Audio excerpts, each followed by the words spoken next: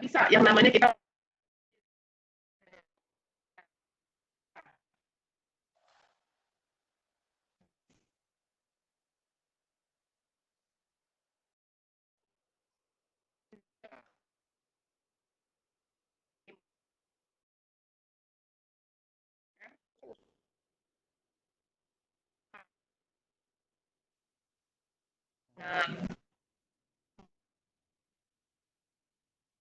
kemampuan penanggulangan juga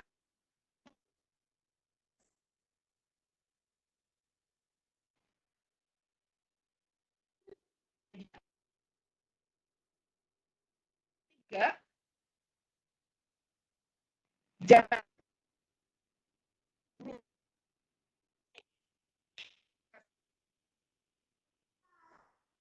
kesehatannya.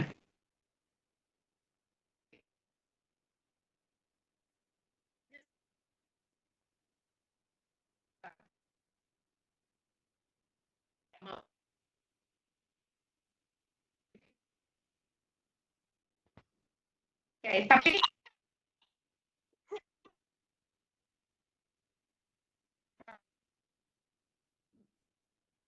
satu jauh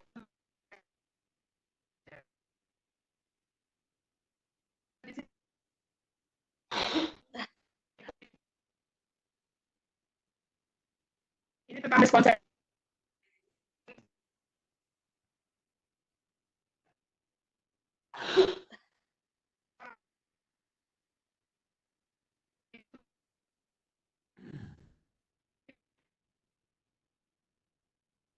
dan pandangan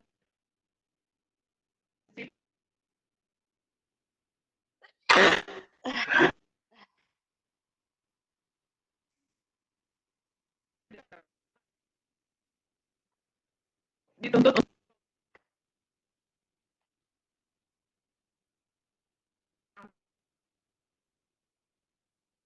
online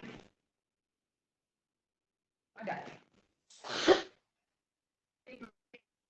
Loh, kamu kok ikut ya? Hanya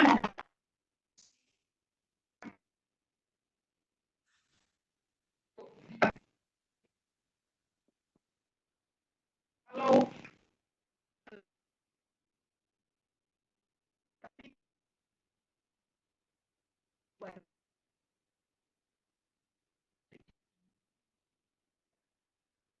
guru itu punya,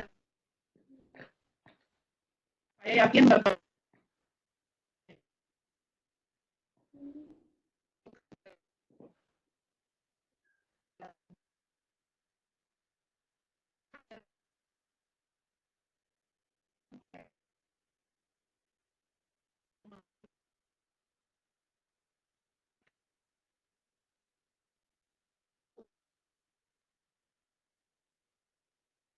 kemudian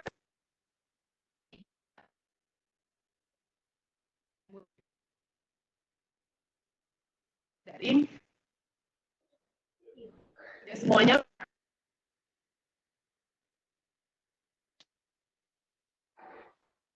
kemudian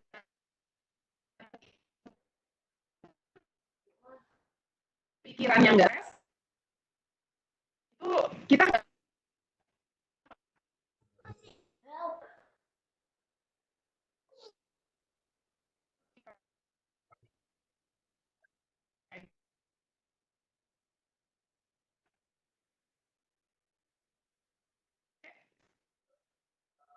Dek, kamu suara, Dek. Duh, bukan itu masalah. Apa, suaranya itu dengung di sini, karena itu ada suara.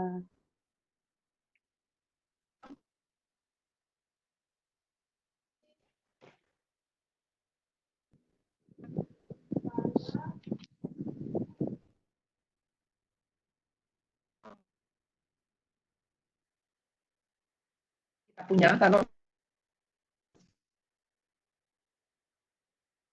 yang berikutnya beri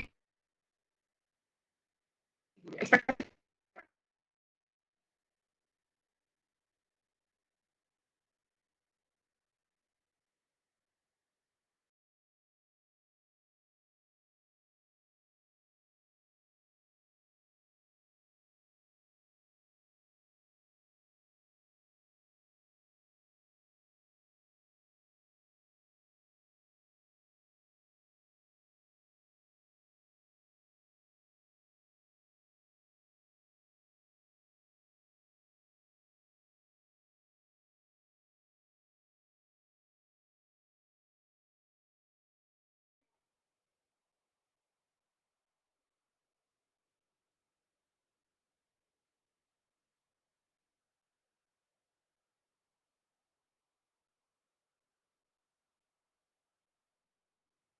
Halo Mbak Lydia.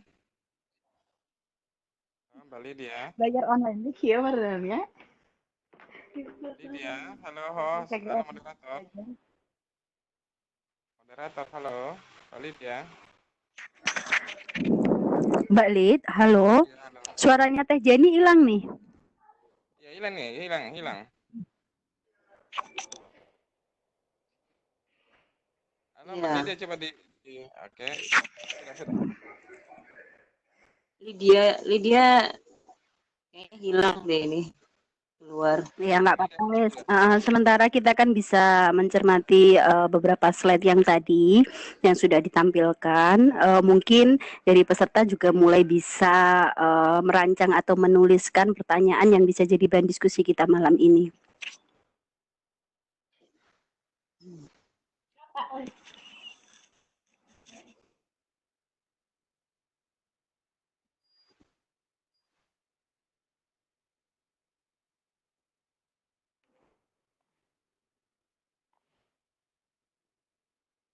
Ya, halo.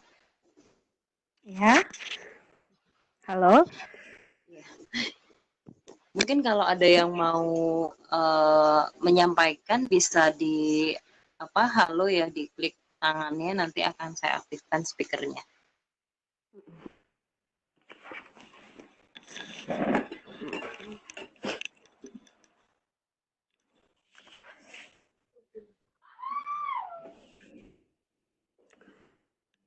Sebenarnya guru-guru BK ini sudah pada cukup terampil nggak ya dengan metode memanfaatkan daring ini?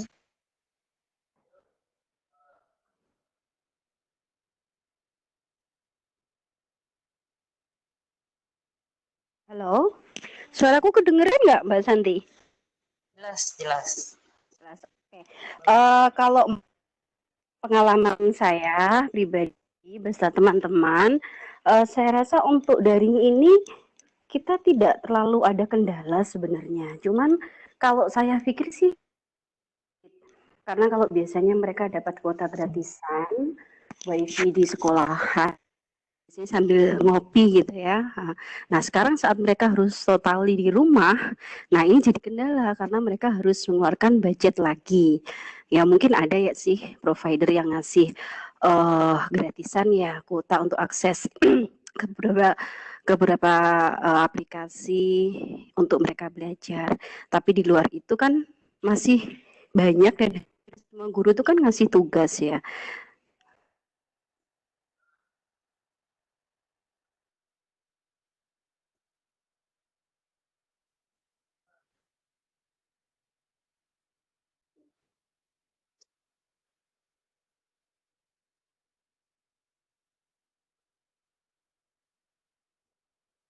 Di perkuliahan online untuk mahasiswa saya. Jadi lumayan ribet juga sih karena semua frame-nya masih itu tadi yang kayak Teh Jani disinggung, masih banyak yang menganggap bahwa ini seperti proses BBM biasa di sekolah, ada materi, ada tugas, evaluasi, dapat skor atau nilai, masih banyak yang kayak gitu ya. Jadi kalau saya rasa dari guru BK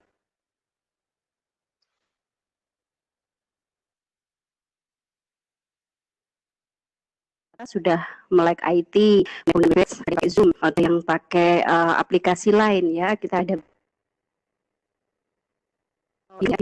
beda sebenarnya kalau untuk masalah pembelajaran daring. Cuman ya itu tadi yang kita rasa mungkin masalah akses untuk bisa belajar daring ini modalnya itu agak lumayan mungkin kalau di anak-anak ya. Kalau kita mungkin tidak terlalu kerasa gitu. Kita punya income untuk beli itu, tapi bagi anak-anak terutama yang aksesnya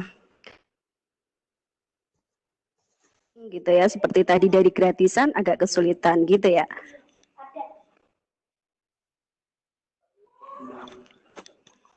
Ada yang mau berkomentar lagi di sini? Pak Eru, ini ya. Silakan. Mbak Santi, terima kasih bisa bergabung. Mbak Santi kedengaran enggak? Kedengaran suaranya ya Mbak Santi ya. Sebentar Pak Eru, gantian ya Pak Eru. Kedengaran ya suara saya ya Mbak Santi ya. Dengaran Bu Aini, jelas. Oke, baik. Terima kasih di sini kita banyak sisi-sisi yang kita potret dalam hal moda daring belajar learning ini. Kalau saya melihatnya dari 4 sisi. Yang pertama itu adalah secara ekonomi, secara sosial, kemudian secara budaya, dan juga secara faktor motivasi. Nah, kalau kita bicara secara ekonomi, ini karena adalah sesuatu yang baru untuk Indonesia, istilahnya dalam hal bencana wabah yang ada di Indonesia yang sebenarnya sudah global, kita melihatnya itu sudah disampaikan oleh Bu Esther tadi, memang iya. Karena kita melihat latar belakang ekonomi Indonesia yang tidak stabil alias masih tumpang tindihnya masih tidak lurus itu, sehingga faktor yang terjadi, kalau contohnya saya langsung ngambil contoh di sekolah saya yang saya lihat dari hasil curhatan dari siswa-siswa saya, memang faktor di situ udah muncul yang namanya beban dalam pembiayaan keluarnya masalah biaya untuk kuota dan paket data itu. Kalau secara sosial di sini melihatnya mereka masih harus butuh yang namanya adaptif, yang padahal mereka sudah terbiasa, cuma hal-hal yang baru ini secara sosialnya itu menyangkut kepada namanya struktural dalam hal pembagian jadwal belajar mereka. Semua sekolah atau setiap sekolah berbeda dalam memberikan jadwal kegiatan pembelajaran moda daring. Karena keluhan yang terjadi di antara siswa kita itu yang ada itu salah satunya terbebani hanya kadang itu yang kemarin seminggu yang lalu masih pertama kali itu hanya beban tugas yang harus diselesaikan dalam waktu yang bersamaan, sehingga mereka mengalami stres ya. Kadang stres itu dalam mata pelajaran ini karena mungkin kurikulum itu tidak memberikan penyeimbangan materi, sehingga mereka itu mata pelajaran secara gerudukan itu langsung memberikan materi yang berat, kemudian tugas yang juga berat gitu, sehingga mereka masih harus menyeimbangkan. Yang ketiga secara budaya, kalau kita melihat secara struktur budaya setiap ini kan kita sudah se-Indonesia Raya, alhamdulillah ya, mungkin budaya itu melihat dari sisi kebijakan yang daerah tidak sama dengan adanya kejadian warna merah, zona kuning atau zona hijau. Di sini seolah-olah itu masih belum ada pemerataan atau kebijakan yang tegas di antara setiap daerah yang terkena musibah. Di sini akhirnya muncullah yang namanya strategi tidak ada, sehingga kan memang Merdeka Belajar itu nanti dimunculkan memang, tapi di sini memang mereka meraba-raba untuk mencari strategi sendiri. Terakhir, mungkin yang harus kita lakukan sebagai guru BK, antisipatif yang keluhan dari siswa kita yang nanti ujung-ujungnya setiap sekolah atau setiap daerah tidak sama, yang sudah pernah saya berikan kepada anak-anak untuk sebagai motivator, fasilitator, pendamping, dan membimbingnya seperti apa, yaitu kita sering approaching ya, saya sering untuk memberikan siswa-siswa saya. Mungkin seperti itu. Jadi kesimpulannya adalah Merdeka Belajar adalah dengan memerdekakan anak-anak untuk bisa kembali kepada kita selaku guru BK. Terima kasih Mbak Santi dan teman. Ya, terima kasih Mbak. Terima kasih Mbak Aini. Bu Aini, ya terima kasih. Ya, suara saya ketangkap? Bagus. Oke, Bapak Ibu, itu betul sekali apa yang tadi disampaikan. Nah, ini makanya kembali kepada bagaimana kita menginterpretasikan kebijakan pemerintah, apakah daring ini sebagai substitusi atau sebagai suplemen. Tadi yang disampaikan oleh Bu Aini lebih kepada adanya pertimbangan mengenai kebijakan di tataran daerah. Tapi kita juga perlu melihat bagaimana sisi kemerdekaan guru-guru menafsirkan itu di lapangan. Bukan hanya guru BK, tetapi juga guru mata pelajaran. Nah, ketika kita melihat pembelajaran daring itu sebagai suplemen, maka ada cara pandang lain yang bisa ditawarkan. Kenapa?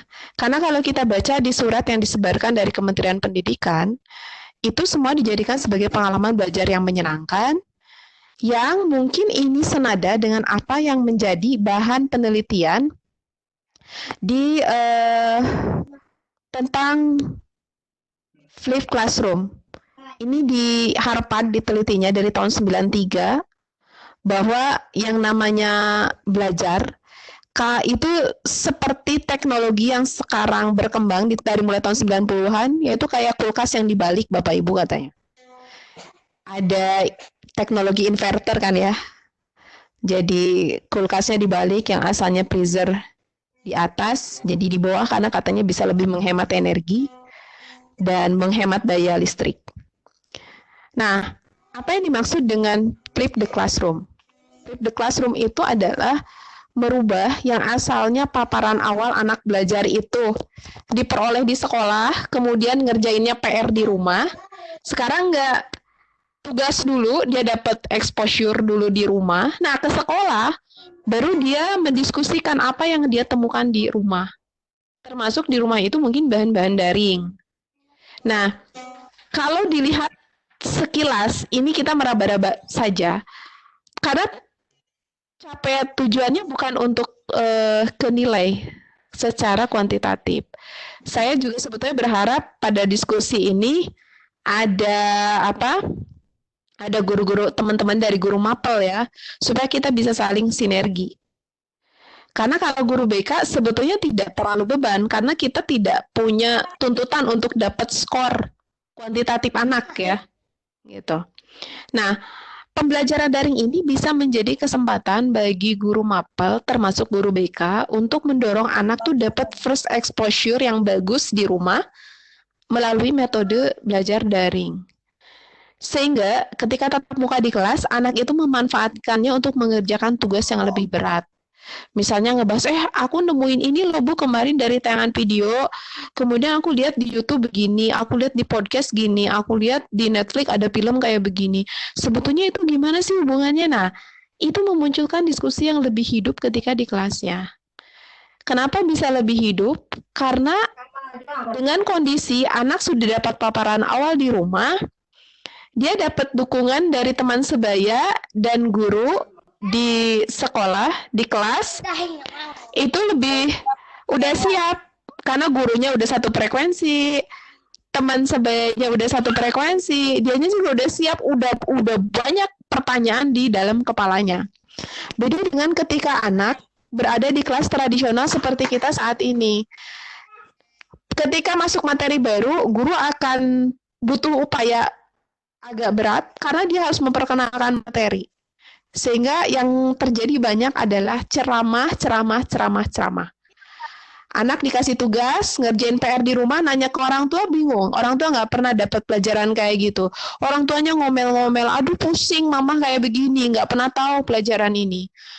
Ngontaklah dia ke gurunya. Ya begitulah yang terjadi siklusnya lah.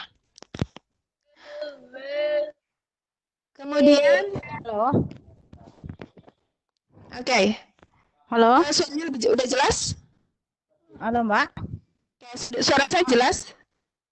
Oh, jelas, Mbak.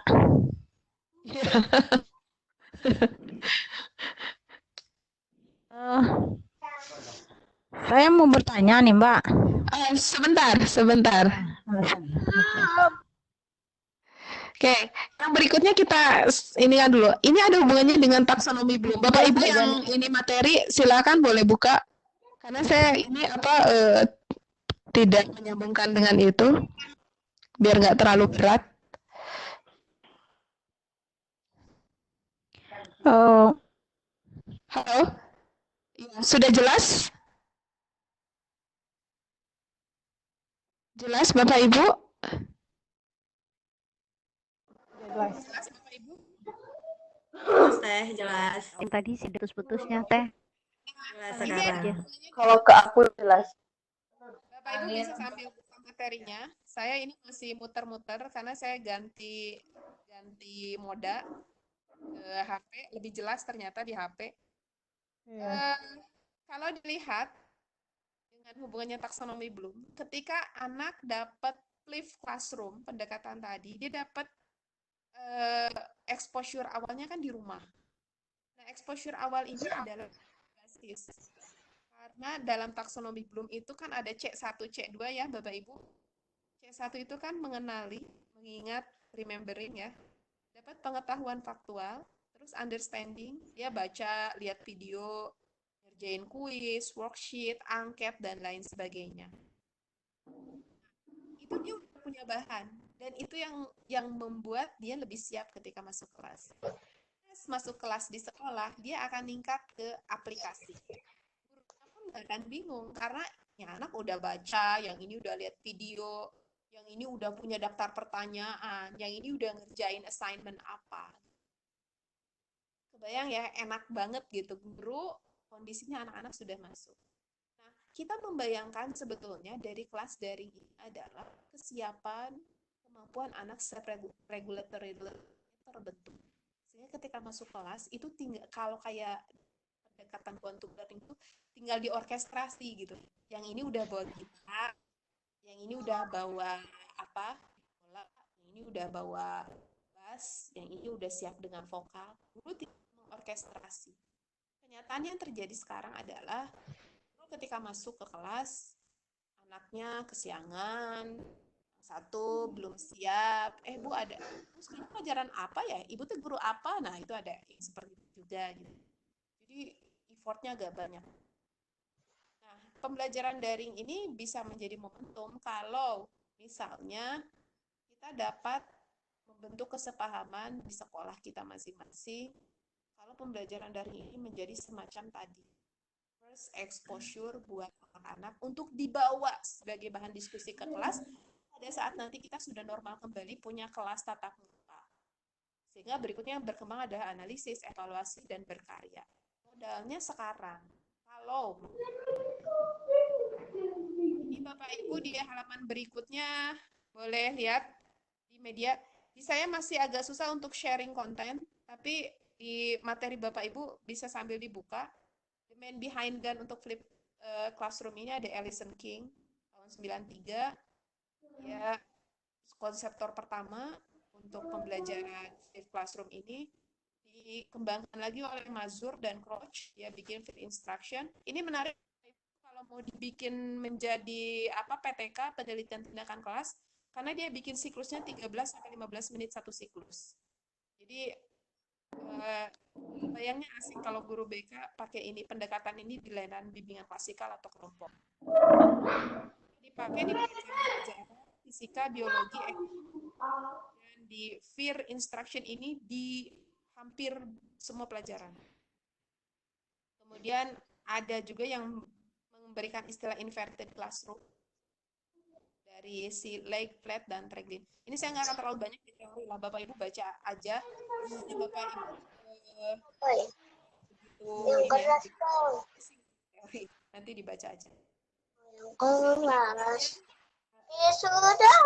Signifikan, Bapak Ibu boleh lihat perbandingan antara model tradisional dengan model yang mendorong keterlibatan kembangkan lagi dengan pendekatan peer instruction atau dengan flipped classroom.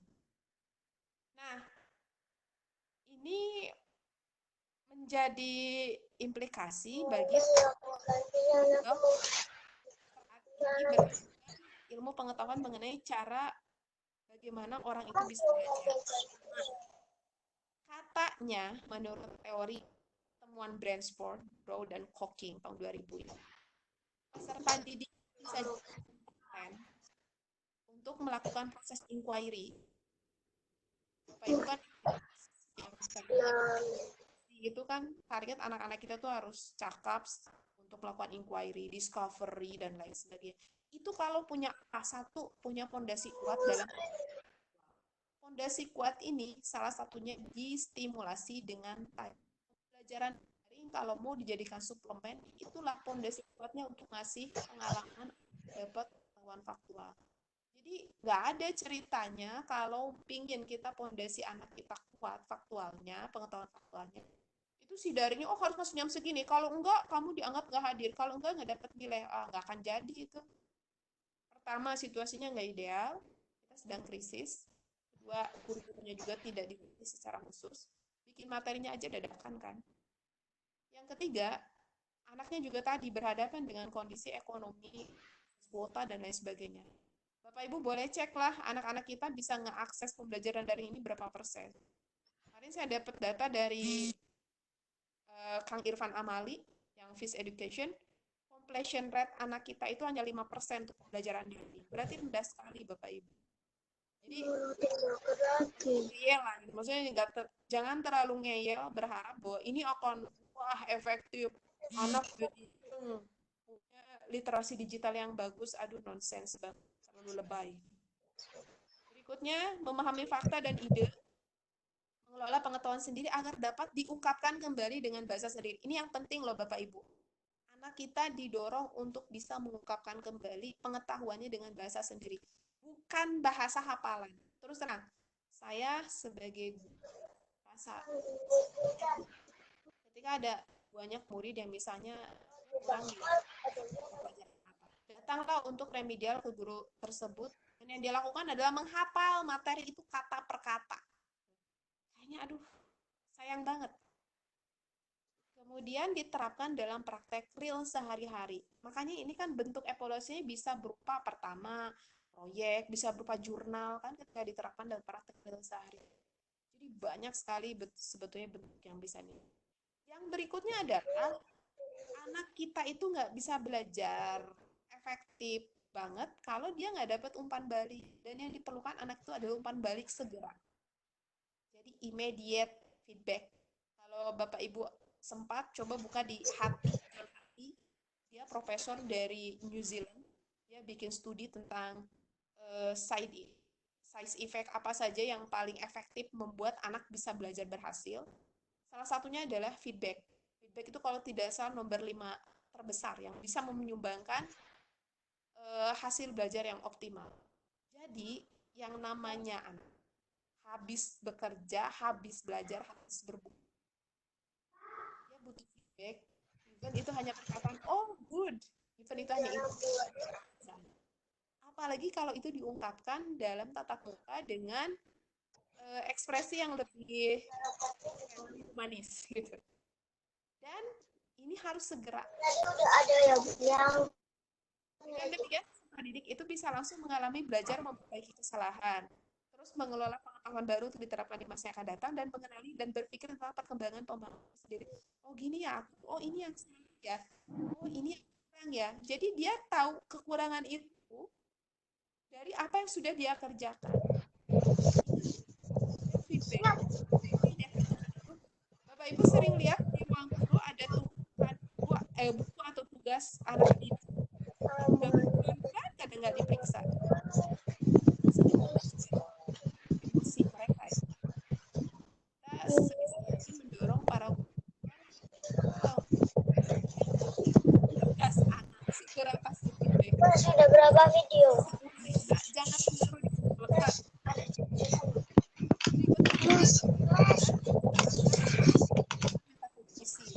Apa yang metakognisi adalah kemampuan individu untuk mengambil kendali belajarnya sendiri.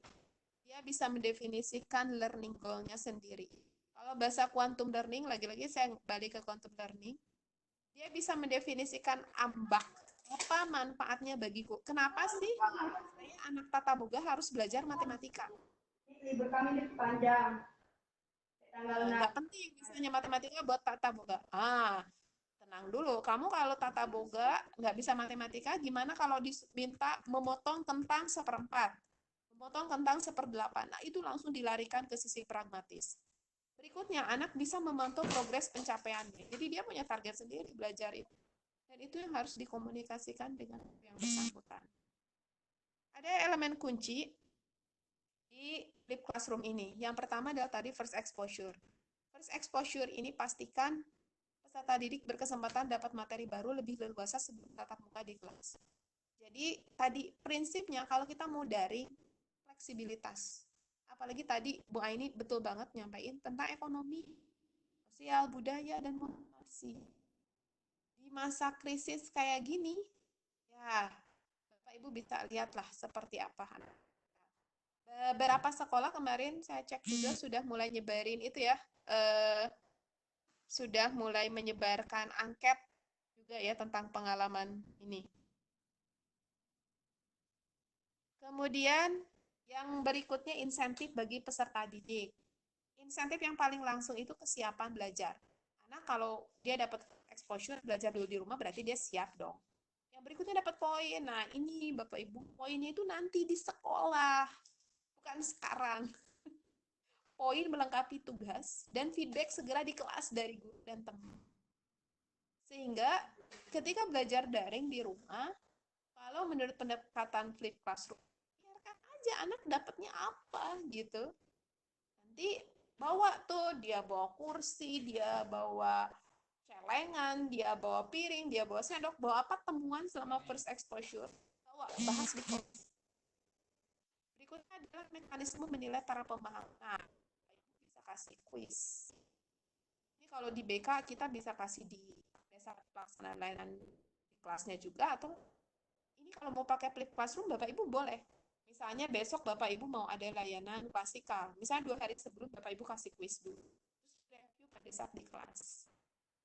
Nah, ini akan memungkinkan kita melakukan just in time teaching. Jadi nggak mengungkap yang lalu-lalu, tapi saat itu quiz dibahas efektif, udah beres. Berikutnya, kalau anak sudah dapat fresh exposure lebih dulu, guru itu, atau tuntutan kemarin lah, guru BK harus ngajar HOTS dan lain sebagainya, atau guru MAPEL harus ngejar ke HOTS, itu akan tercapai dengan sendirinya. Kenapa? Salah satu identifikasi kenapa HOTS itu nggak kecapai, karena guru kita itu terlalu lelah selama di kelasnya itu ngajarin tahap C1, C2. C3, C4-nya di PR kan di rumah, ya nggak akan nyampe gitu. Sementara aktivitas kognitif tingkat tinggi itu mulai dari C4, C5, C6. Oke, peran baru guru BK. Nah, ini saya sampaikan di bahan materi kita. Gibson tahun 2009 itu mengatakan paling tidak ada 5 tujuan BK itu, yaitu pertama, merealisasikan potensi peserta didik, membantu peserta didik, masalah perkembangan, berkontribusi terhadap pengembangan kurikulum sekolah. Ingat ya Bapak Ibu, kita ini guru BK bukan hanya ngurusin anak, salah. Tapi temuan-temuan kita di lapangan itu harus punya kontribusi untuk pengembangan sekolah. Jadi Bapak Ibu harus bisa menyampaikan apa sih kebutuhan dari anak peserta didik kita, bukan hanya pada saat bikin program, tapi secara real time kalau bisa. Sehingga kurikulum tuh ngeliat, oh ini ya, oh ini ya, oh ini. Karena saya yakin, kita yakin semua bahwa bacaan perspektif guru BK terhadap anak itu berbeda dengan perspektif guru yang lain terhadap anak. Terus yang berikutnya, menyediakan pendampingan teknis guru. Nah, ini yang belum terlalu common di kita, menyediakan pendampingan teknis guru. Karena kadang-kadang kitanya juga berhadapan dengan hal ketidakpedean dan lain sebagainya. Berikutnya, mutual adjustment peserta didik dan sekolah. Nah, tujuan itu menurut Gibson itu harus bisa memberikan penekanan dan penguatan terhadap program sekolah. Artinya ini ada kontribusi ke sekolah. Jadi nggak boleh program BK itu ya udah yang ngerti BK-nya aja, sekolahnya nggak ngerti. Bapak Ibu, even though mereka guru-guru matpel mungkin tidak mengerti hasil assessment yang kita lakukan, upayakan sampaikan itu di rapat, sajikan itu. Walaupun nggak ngerti biarin, yang penting itu menandakan bahwa ini loh kita ada hasil yang kita sampaikan. Ya, lambat laun juga ketika kita banyak action, banyak bersinggung, ya itu akan muncul dengan sendirinya kebutuhan mereka untuk bisa tahu. Bahwa ini ada yang unik. Kebutuhan fisiologis dasar malah harus dibantu juga. Tapi bukan pada taraf kebutuhan fisiologis, kelaparan, dan lain sebagainya ya. Artinya begini, bentar, Bapak Ibu, maksudnya gini, kalau saya mungkin lebih banyak di SMK. SMK orang sering berseloroh sekolah menengah ke bawah. Persoalan belajar yang membutuhkan aktualisasi diri, kadang kita harus melihat lagi dari kebutuhan fisiologis dasarnya. Ya, nggak bisa Pak, aktualisasi diri, misalnya uji kom harus sekian, ini ongkosnya belum beres, makannya belum tuntas. Nah, paling tidak identifikasi itu. Terlebih kalau kita bisa menggalang solidaritas sosial supaya anak bisa makan, bisa berangkat juga tiap hari. Kemudian yang berikutnya memahami diri dan membangun asosiasi dengan sebaya, keseimbangan antara permisif dengan kontrol dalam setting sekolah, wujudkan pencapaian kesuksesan, dan menyediakan kesempatan meraih independensi. Ini penting Bapak Ibu untuk memberikan kesempatan mereka independen. Ada mitos dan fakta layanan BK daring kalau Bapak Ibu ingin menyelenggarakan BK daring. Nah, oke, saya sedikit tambahin di grup WA tadi kita bahas. Boleh nggak sih sebenarnya kita memberikan layanan daring misalnya di WA? Sebetulnya sih Bapak Ibu selama itu bisa dipertanggungjawabkan secara ilmiah karena kita profesi ya.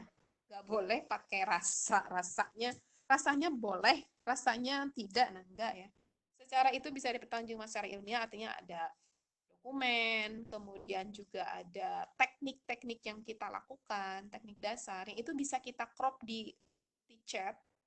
Sebetulnya kalau yang saya tangkap dari dulu terakhir ngobrol dengan almarhum Prof. Lilis, itu sangat memungkinkan dengan menggunakan aplikasi ngobrol ya, karena WA itu aplikasi ngobrol dan aplikasi daring untuk kegiatan profesi. Itu bisa saja dilakukan. Artinya memungkinkan kita untuk bisa ngelihat, oh ini tekniknya apa. Artinya bisa ada proses ditriangulasi kalau ingin diobservasi oleh ahli yang lain. Pertama tentang efektivitas layanan BK daring. Ada yang mengatakan bahwa nggak efektif tuh BK daring-daringan. Tapi ada temuan bahwa hasil riset efektivitas konseling daring itu sama dengan konseling di ruangan BK. Ini Bapak Ibu yang berminat, boleh nanti saya share beberapa jurnalnya. Yang kedua faktanya adalah konseli dapat menuju konselor yang lebih spesifik sesuai kebutuhan. Karena kalau dalam BK daring, itu kan ada listnya. Konselor ini punya keahlian apa, guru BK ini punya kompetensi apa, dia bisa milih. Kemudian yang berikutnya adalah mitosnya, nggak mungkin tuh kalau daring ada terbangun relasi terapeutik yang bagus. Faktanya, layanan BK daring memang tidak cocok untuk setiap orang, untuk semua topik. Ini patut digarisbawahi Bapak Ibu. BK daring itu bukan jamu serba bisa. Artinya memang nggak cocok untuk setiap orang. Ada orang yang cocok, ada yang tidak. Ada topik yang bisa daring, ada yang tidak. Itu hasil penelitian. Yang kedua, berlaku apa yang disebut dengan the art of attraction. Artinya dalam relasi terapeutik dengan daring pun, kalau yang memfasilitasinya konselor atau guru BK-nya profesional, ya profesional juga insya Allah dampaknya. Berikutnya privasi konseling. Karena khawatirnya, nanti data saya dijebol nih, tiba-tiba ada pinjaman online yang hubungin saya, nggak juga. Faktanya, profesionalisme berlaku baik dalam pertemuan tatap muka maupun daring. Yang kedua, bahwa konselit lebih merasa terlindungi karena tidak merasa diintai pada saat menemui konselor. Kalau di sekolah justru kan konseli kita agak hati-hati ya. Oh itu nanti aku dilihatin tuh sama wali kelas kalau ngedatangin si guru BK ini. Kemudian ada pilihan layanan dan konselor. Faktanya banyak jenis layanan yang dapat diperoleh konseli asal mau baca panduan. Karena yang penting di BK daring itu, Bapak Ibu, kita harus bisa bikin panduan tertulis yang readable, bisa dibaca, mudah dipahami oleh mereka. Oh ya, aku butuhnya ini. Terus expertise konselor itu atau guru BK mudah diakses dan harus selalu diupdate sesuai perkembangan kemahirannya, baik dalam bentuk lembar, brosur, atau di layar layar web atau blog. Peran BK dalam pembelajaran daring saat ini maupun nanti yang akan datang. Karena daring ini kan bukan hanya saat ini ketika masa krisis. Pertama, untuk refleksi dan evaluasi peserta didik, buku dan orang. Pendampingan peserta didik, buku dan orang tua. Itu sepaket kayaknya buat kita. Berikutnya memberikan motivasi. Guru BK membangkitkan kesadaran peserta didik akan tujuan belajarnya. Nah ini Bapak Ibu ini yang terus harus di-update, harus di-improve, harus di-upgrade. Tadi betul sekali apa yang Mbak Eni bilang. Salah satu kendala kita itu motivasi. Motivasi itu bisa internal, bisa eksternal. Dan motivasi ini akan tumbuh kalau kita bisa memberikan satu titik yang bisa membangkitkan rasa butuh, rasa kepingin untuk gabung, kepingin untuk lakukan. Terus sebagai konsultasi, kebutuhan konseli terhadap program pembelajaran daring. Nah ini saat yang tepat Bapak Ibu, kita mengkomunikasikan apa sih kebutuhan peserta didik di luar sana kepada rekan-rekan kita guru mapel. Gini loh Bu, menurut angket yang saya sebarkan kemarin via Google Form, sekian persen anak itu menjawab mereka butuh ini selama belajar di itu baiknya disampaikan sehingga bisa direkomendasikan program yang dibutuhkannya. Terus yang berikutnya adalah konten konstruktor. Saya bahasanya konten konstruktor bukan konten kreator. Karena kalau konten kreator tuh Bapak Ibu kayak bikin YouTube ya tayangan. Ini lebih ke konstruktor. Artinya kalau konstruk ini Bapak Ibu kayak menerjemahkan apa yang terjadi di konteksnya Bapak Ibu. Tidak harus sama, tidak harus seragam, tidak harus standar. Guru BK melatih dan memanfaatkan kemampuan merangkai kata-kata dalam konten yang layak disajikan. Baik itu di aplikasi daring maupun di aplikasi grup WA yang common untuk kita pakai sebagai grup untuk komunikasi dengan peserta didik. Terakhir dalam Flip Classroom, dalam pengembangan konten layanan maupun supporting system. Karena peran kita tuh dua ya Bapak Ibu. Yang pertama dalam konten layanan, artinya kita sendiri yang melakukan layanan. Baik itu sebagai penyedia layanan bimbingan maupun penyedia layanan asli. Yang pertama adalah implementasi pendekatan Flip Classroom dalam layanan bimbing klasikal, bimbing kelompok, dan perencanaan individual. Ini asik kalau Bapak Ibu sebelum nyaranin atau memberikan penjelasan ke guru mapel yang lain, coba deh dipraktekkan dulu di layanan layanan klasikal. Oh, daringnya sebagai first exposure, nanti kajiannya di kelas. Kemudian yang kedua adalah menjadi model atau living example, pemberi umpan balik segera. Bapak Ibu, yang paling penting buat anak didik kita itu adalah apresiasi. Sekecil apapun perubahan yang mereka perlihatkan, sedikit apapun progres yang mereka munculkan, apresiasilah itu. Itu yang penting. Karena itu yang akan bisa membangun sikap positif mereka. Yang kedua adalah menguatkan metakognisi dan menantang peserta didik untuk mengungkapkan kepenasaranan. Dulu kalau kita waktu kuliah kan tahap awal mengajar termasuk di bimbing klasikal itu kita harus apersepsi, ya. Kemudian bertanya dan lain sebagainya. Nah ini di Flip Classroom ini apersepsinya agak lebih kenapa? Karena anak dapat first exposure-nya tuh terstruktur, tugasnya kita kasih. Kalau di persepsi yang dulu kita pelajari itu kan, ya sukarela aja, ada anak yang jawab, ada anak yang nggak ngejawab. Tapi kalau di Flip Classroom harus setiap anak punya first exposure karena kita sudah memberikan tugas terstrukturnya sebelum kegiatan tatap muka berlangsung. Berikutnya, membantu peserta didik yang mengalami kesulitan adjustment dengan pendekatan pembelajaran. Karena sesuatu yang baru, Bapak Ibu, di Flip Classroom ini, kalau kita bisa membangun kesepahaman di sekolah kita masing-masing. Yang berikutnya, berkontribusi dalam merencanakan, melaksanakan, dan mengevaluasi pendekatan. Jadi, kita mesti menjadi partner yang baik untuk rekan-rekan. Karena Bapak Ibu, kalau kita lihat ya, peran BK itu sebetulnya bukan hanya menenangkan peserta didik, tapi juga menenangkan guru-guru yang lain.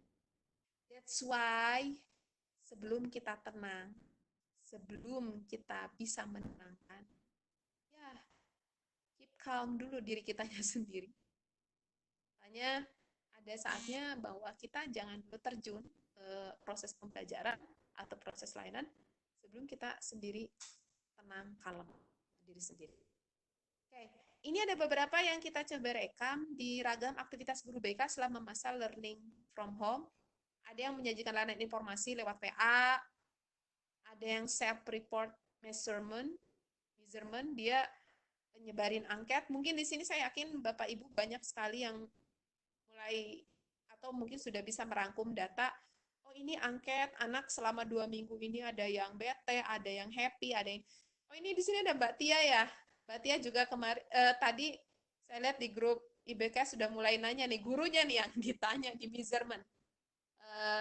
Selama 2 minggu apa aja, excited, katanya ups atau gimana gitu kan.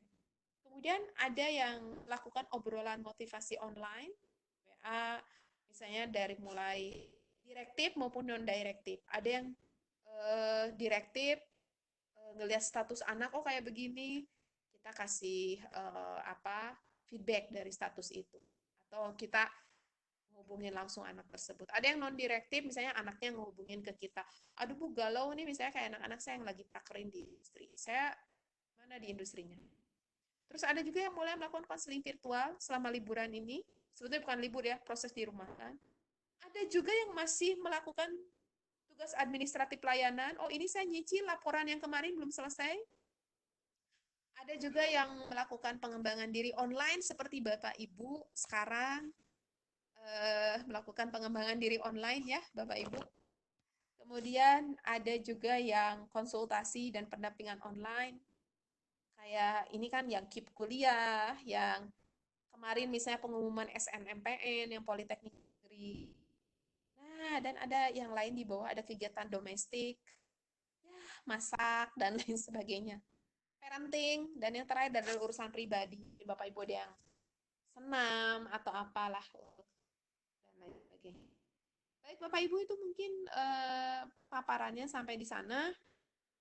Nah, mari kita berdiskusi pertanyaan-pertanyaan apa saja. Saya kembalikan kepada moderator Mbak Lydia Ardian. Silakan. Terima kasih Mbak Jani, paparannya bagus sekali. Nah, Bapak Ibu silahkan bagi yang ingin memberikan tanggapan untuk berdiskusi, silahkan diberikan kesempatan. Saya Pak Khairul mau berbicara, silahkan Pak. Mbak Santi, tolong di unmute untuk Pak Khairul. Silakan Pak Khairul. Iya. Silakan Pak Khairul. Baik, terima kasih Mbak Lydia moderator. Assalamualaikum warahmatullahi wabarakatuh. Dan selamat malam buat teman-teman guru BK Senusantara. Perkenalkan saya Khairul dari SMP Negeri 1 Palu. Ya. Saya langsung saja ke... Atau Ibu Aisyah dulu. Siapa? Wah, waalaikumsalam Pak Khairul. Ya, silakan Pak.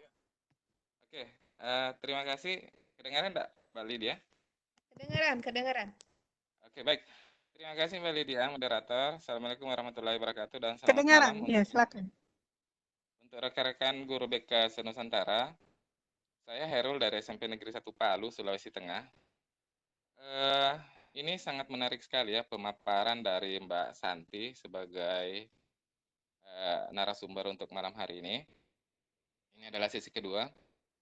Saya langsung saja mungkin. Yang pertama, saya menanggapi sesuai dengan tema kita pada malam hari ini adalah bagaimana memberikan layanan pembelajaran atau layanan bimbingan dan konseling lewat daring. Yang pertama, saya sangat sependapat sekali dengan Mbak Santi dan Ibu Siti Aini ya, kalau tidak salah, serta Mbak Isna tadi di awal, yang menyatakan bahwa daring itu tidak bisa kita paksakan, itu harus fleksibel. Itu sangat tepat sekali, tadi sudah disampaikan beberapa alasan, termasuk tentang alasan masalah ekonomi dan seterusnya, termasuk fasilitas yang dimiliki di setiap daerah itu berbeda-beda. Misalnya saja saya berikan contoh untuk Sulawesi Tengah di Palu ya. Untuk teman-teman itu jangankan barangkali siswa, teman-teman guru BK aja itu untuk memperoleh jaringan atau data atau mungkin dan sejenisnya untuk sebagai prasarana untuk daring itu sangat minim sekali. Makanya saya setuju kalau dikatakan bahwa daring itu adalah suplemen, bukan yang inti, bukan pokoknya. Nah, ada beberapa hal sebenarnya dalam daring yang tidak bisa tidak didapatkan dalam daring yang semestinya menjadi inti dari layanan bimbingan, apalagi dalam layanan konseling. Misalnya saja yang tidak bisa kita nilai itu yang bisa kita lihat seutuhnya adalah pada body language dari konseling kita. Misalnya kalau kita mengadakan layanan konseling secara individual. Kemudian yang kedua mungkin juga body contact yang hilang. Sentuhan-sentuhan, belayan-belayan kepada konseling kita itu akan hilang kalau misalnya kita menggunakan daring. Nah itu. Jadi sekali lagi ini adalah suplemen, bukan yang pokok. Itu.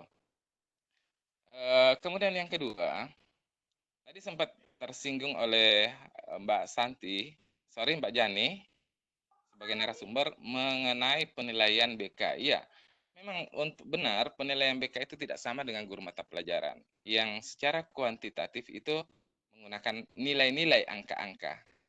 Kita lebih cenderung, tapi jangan salah dulu bahwa jangan dikatakan bahwa BK tidak ada penilaiannya dalam rapor, ada. Apalagi kalau kita menggunakan e-rapor yang sekarang itu yang sudah di-launching oleh kementerian beberapa tahun belakangan ini, di e-rapor itu ada penilaian khusus untuk guru BK-nya. Ada dua di situ. Ada penilaian sikap sosial dan ada penilaian sikap spiritual. Dan itu gaweannya guru BK untuk menilai. Nah, terkait dengan komunikasi dengan guru mata pelajaran, saya setuju dengan Mbak Jani tadi dikatakan bahwa harus ada komunikasi dengan guru mata pelajaran tentang siswanya berdasarkan hasil angket dan seterusnya. Nah, itulah saya kira menurut saya itu adalah fungsi kolaboratif guru BK dengan guru mata pelajaran ini yang perlu dibangun. Termasuk juga nanti ketika misalnya guru mata pelajaran meminta bagaimana sih hasilnya tentang layanan secara daring dalam bimbingan dan konseling yang dilaksanakan terhadap siswa saya atau terhadap perwalian saya. Nah, ini harus kita laporkan ke sana. Dengan tanda kutip tentunya tidak tetap memperhatikan asas kerahasiaan itu. Kemudian yang berikut, ini yang kemarin barangkali pada sesi pertama saya usulkan. Saya cenderungnya itu supaya mungkin memberikan ciri tersendiri dengan istilah-istilah kita. Saya mengusulkan mungkin kalau menggunakan learning from home itu agak umum untuk seluruh pelajaran. Bagaimana kalau kita menggunakan guidance from heart? Gitu. Bimbingan dengan hati, layanan bimbingan dari hati. Kemudian, ini mungkin terakhir, untuk tantangan ke depan, mungkin di sesi pertama saya sudah sampaikan kemarin, beberapa hari lalu, bahwa yang perlu kita waspadai sebagai guru BK saat ini dan ke depannya adalah kalau nanti mudah-mudahan ini cepat berlalu, insya Allah akan cepat berlalu, situasi kembali normal, kembali ke sekolah dengan seperti biasa. Hal yang perlu kita antisipasi ke depan adalah trauma dari anak-anak kita. Saya yakin dan percaya banyak anak-anak kita yang akan mengalami hal seperti itu. Apalagi misalnya daerah yang pandemik sangat tinggi. Nah, ini akan menimbulkan nanti psikosomatis. Ya, akan menimbulkan masalah-masalah sosial, psikologi ya, masalah psikologi, khususnya psikosomatis. Nah, misalnya adanya trauma, adanya kecemasan yang berlebihan, adanya ketakutan-ketakutan, sehingga mungkin akan menimbulkan paranoid. Nah, ini jangan-jangan anak kita ketika melihat seseorang tidak mau lagi bersentuhan apa dan segala macam, tidak ada ketakutan yang berlebihan, jangan-jangan kalau gini saya kena virus apa dan seterusnya.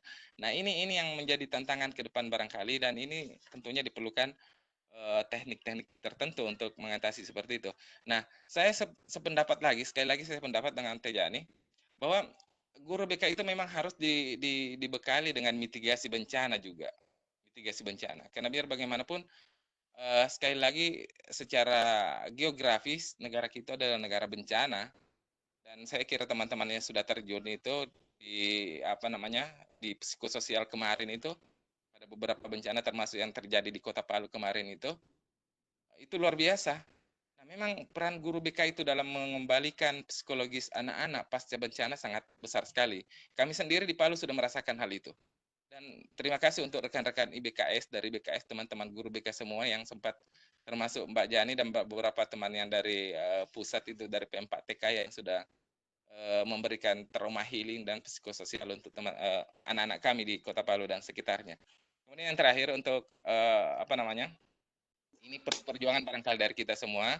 Saya mudah-mudahan Pak Hargio masih ada di link ini. Ini saya lihat di grup tadi sudah menyampaikan, mudah-mudahan dari P4TK bisa memfasilitasi kita untuk memberikan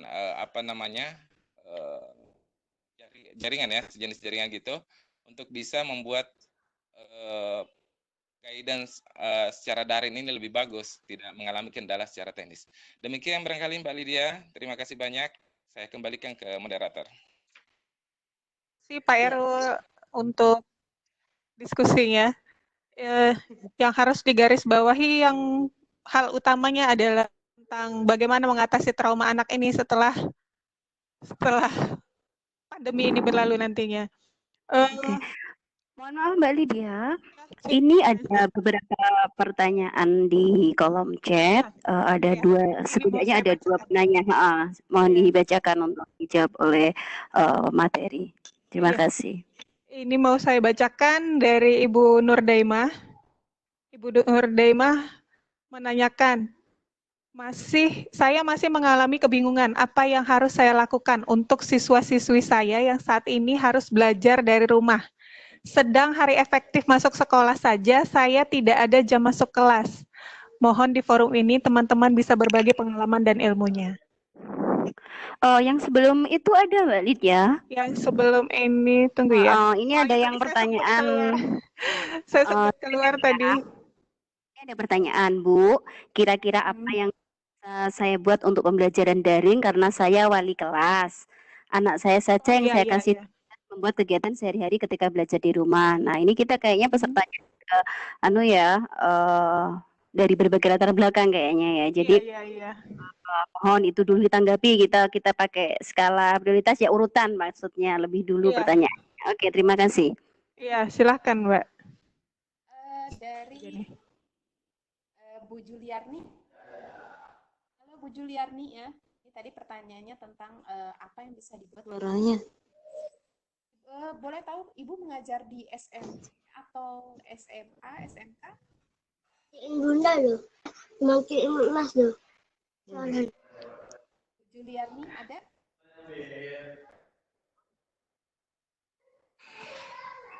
Oke. Kalau nggak salah ini Bu Juliarni, ini pasukan saya ini dari SMP Negeri 1 Tanjung Merawa. Ya, udah silakan Bu Juli. Ya, baru lihat. Iya Mbak, saya dari SMP Negeri 1 Tanjung Merawa, Dewi Serdang, Sumatera Utara.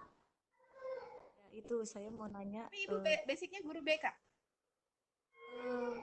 Sebenarnya saya dari guru BK kemarin ada.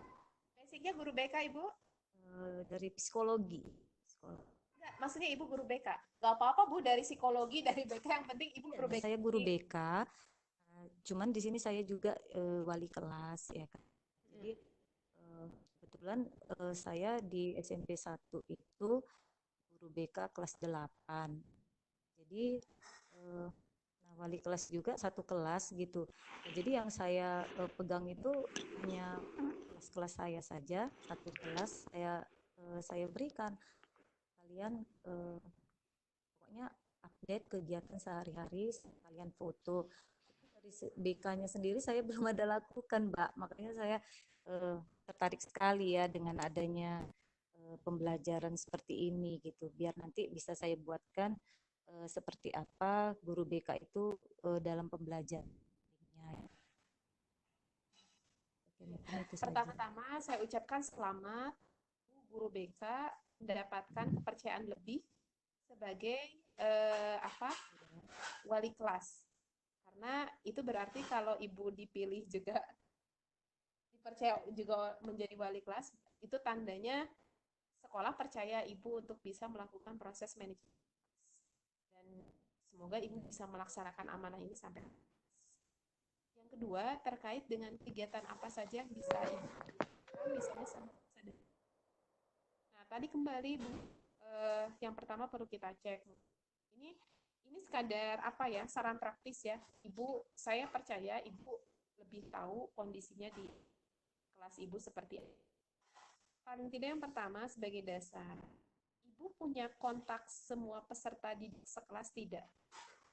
Itu yang pertama. Maaf, suaranya hilang-hilang, Bu. Oke. Ibu punya kontak. Suaranya putus-putus, Bu. Oke. Ibu punya kontak semua peserta didik di kelas Ibu tidak? Tidak, Bu. Hanya 2/3 ada saya. Ibu punya kontak semua orang tua yang di wali kelas Ibu? Kalau nomor HP-nya ada, cuman Android-nya tidak semua menggunakan. Paling tidak berarti Ibu bisa menjangkau mereka. Nah, ini mungkin yang bisa Ibu optimalkan. Paling tidak dari 2/3 yang Ibu sudah punya, mungkin yang bisa diraih.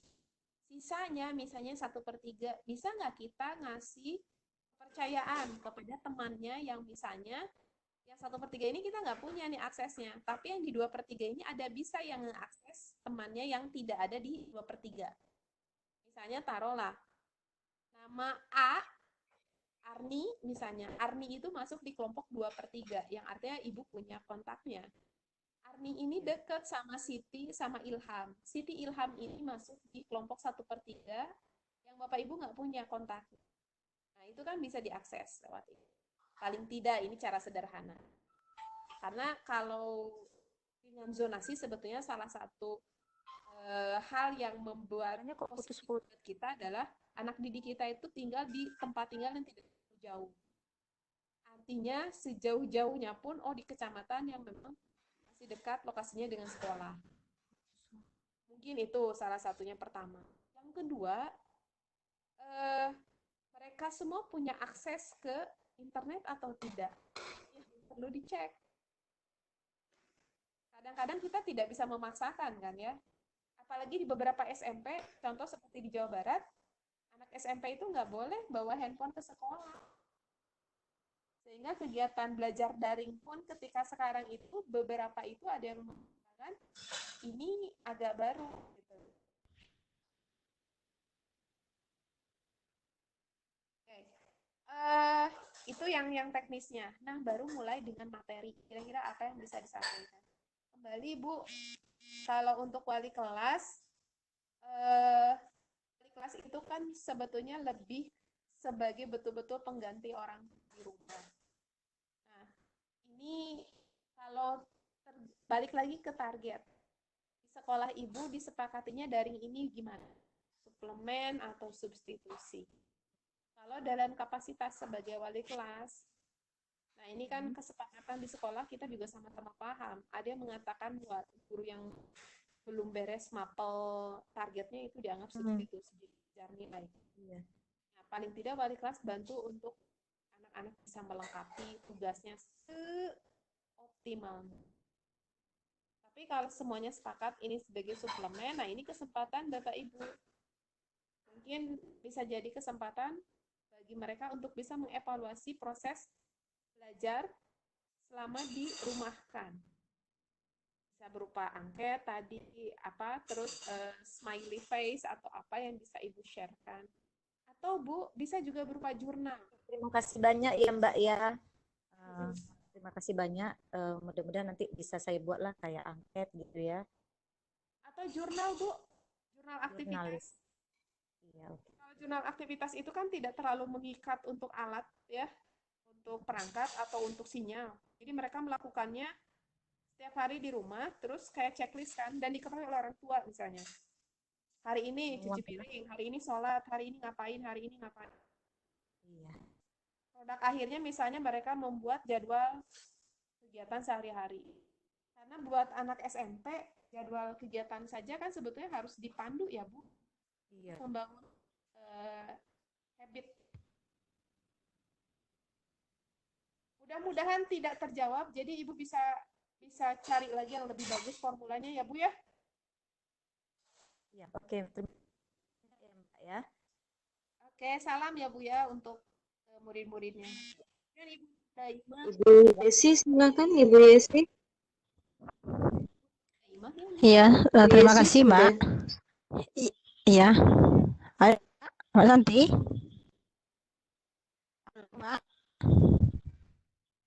Mbak. Ya, silakan Ibu Yesi.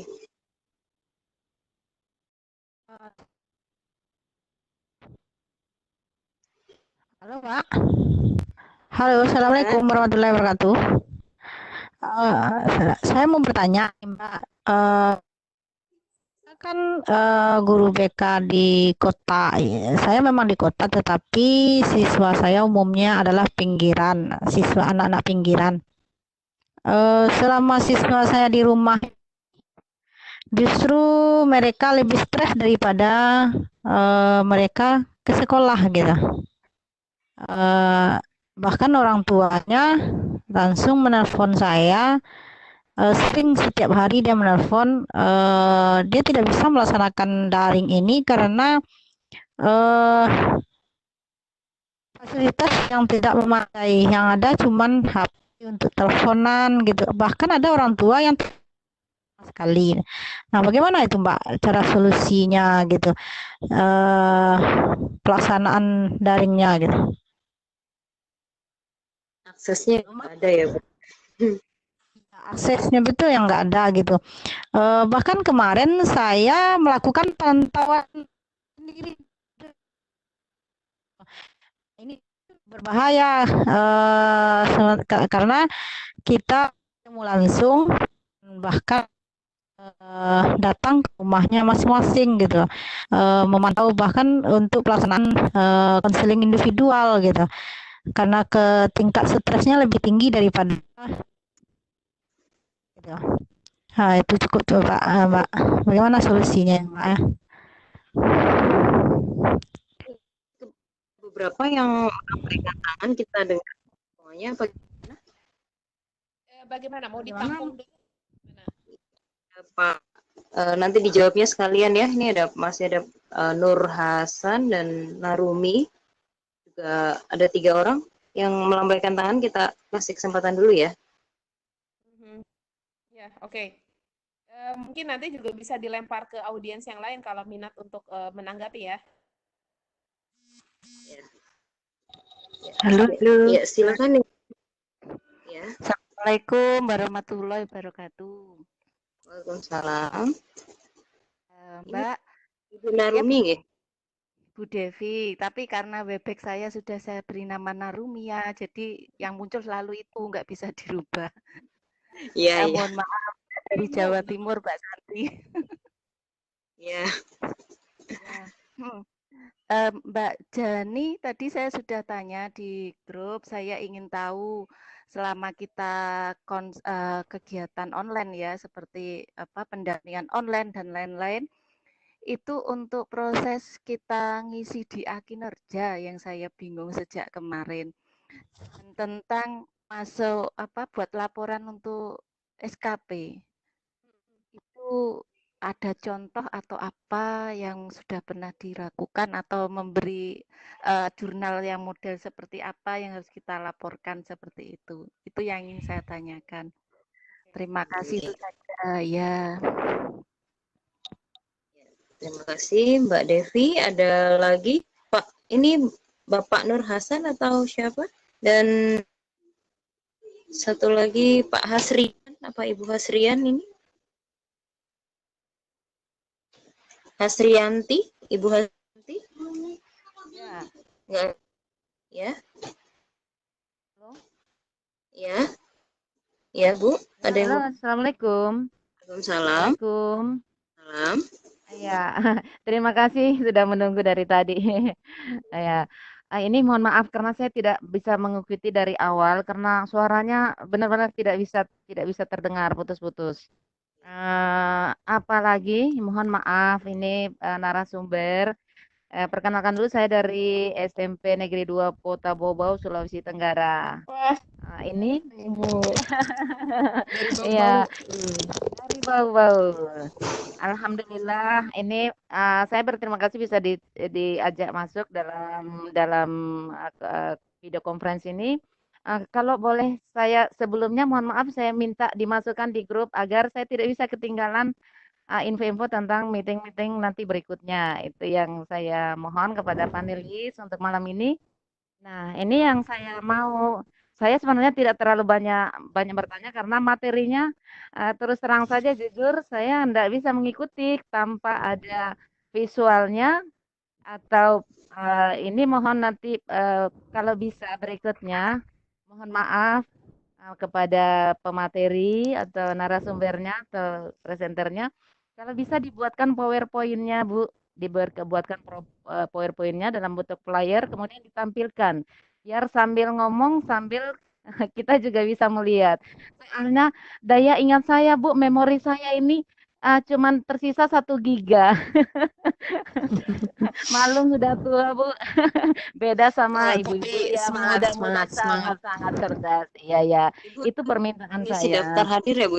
Absennya udah diisi ya, Bu? Sudah, Absennya sudah. sudah diisi. Alhamdulillah. Alhamdulillah sudah Ya, nanti diisi.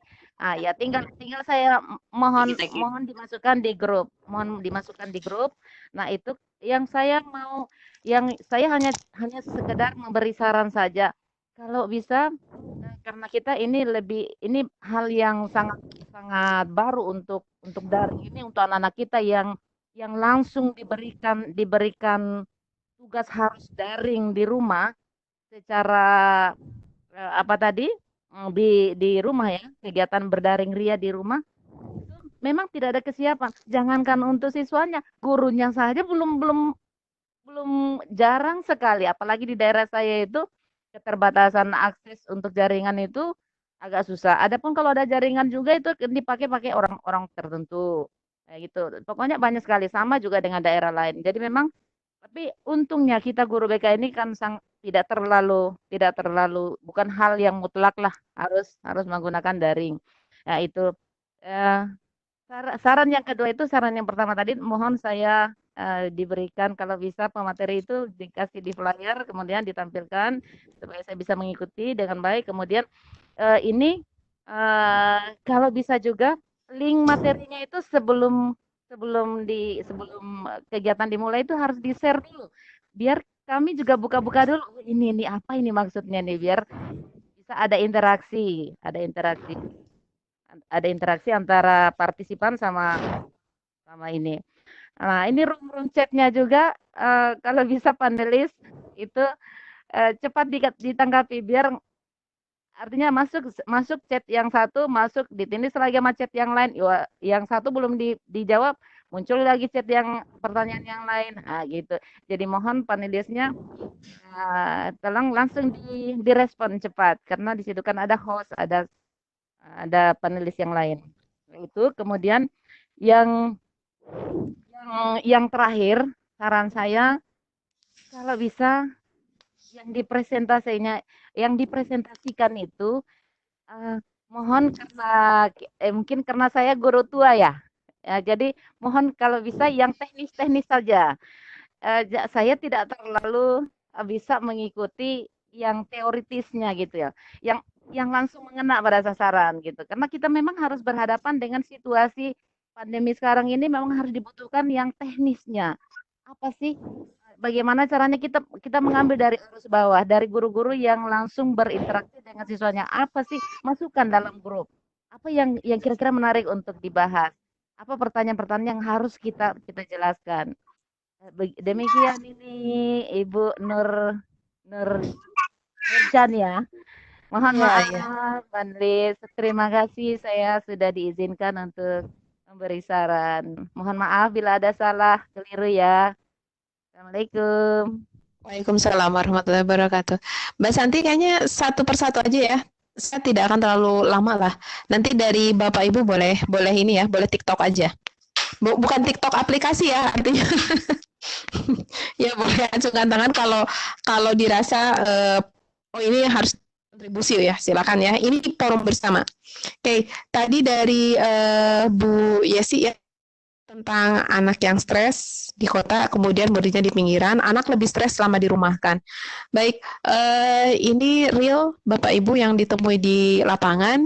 Nah, ini mungkin bantuan apa yang bisa dilakukan oleh guru BK, diberikan layanannya oleh guru BK.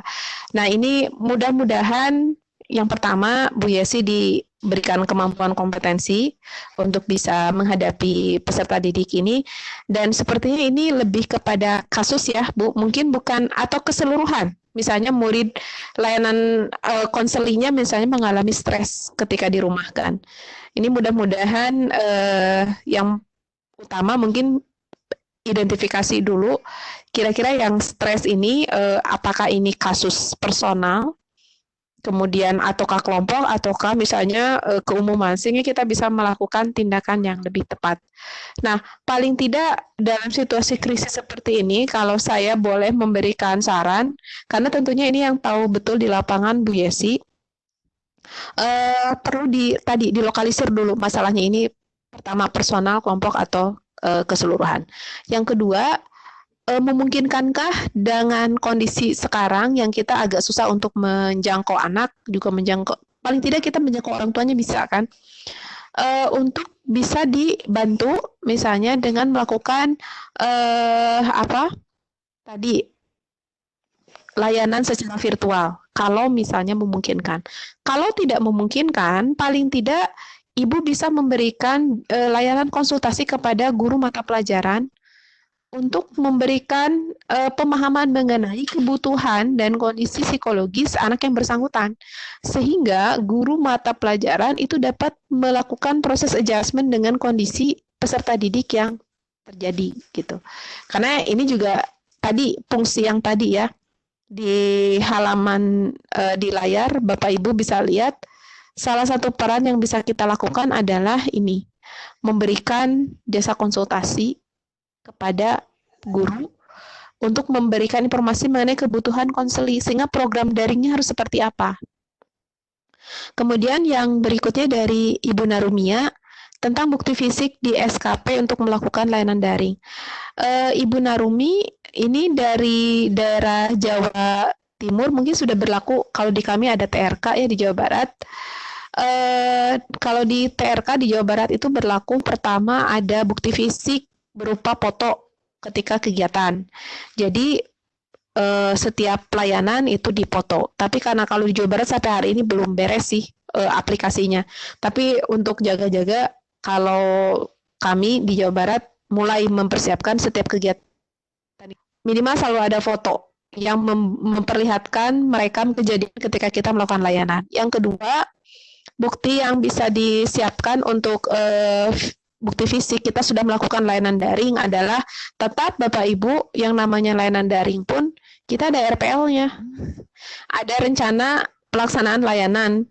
Seperti ketika konseling virtual ya, berarti Bapak Ibu menyiapkan RPL konseling individual.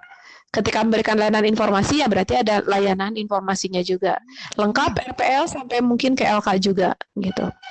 Yang lainnya terkait dengan misalnya ketika di layanan konseling itu kan kita ada chat, ada apa, itu Bapak Ibu bisa print out dari aplikasi sebagai bukti Bapak Ibu aja, karena itu tidak harus disampaikan di SKP, karena itu sudah wilayah rekam medik lah kalau di dokter. Jadi bukti fisik sebetulnya cukup dengan itu saja. Yang nanti mungkin bisa ditindaklanjuti di grup, ada beberapa contoh dari saya dan juga dari teman-teman yang lainnya mungkin yang bisa nambahin untuk bukti fisik di SKP. Berikutnya dari Bu Hasrianti dari Bau-Bau Sulawesi Tenggara, dari Sulteng.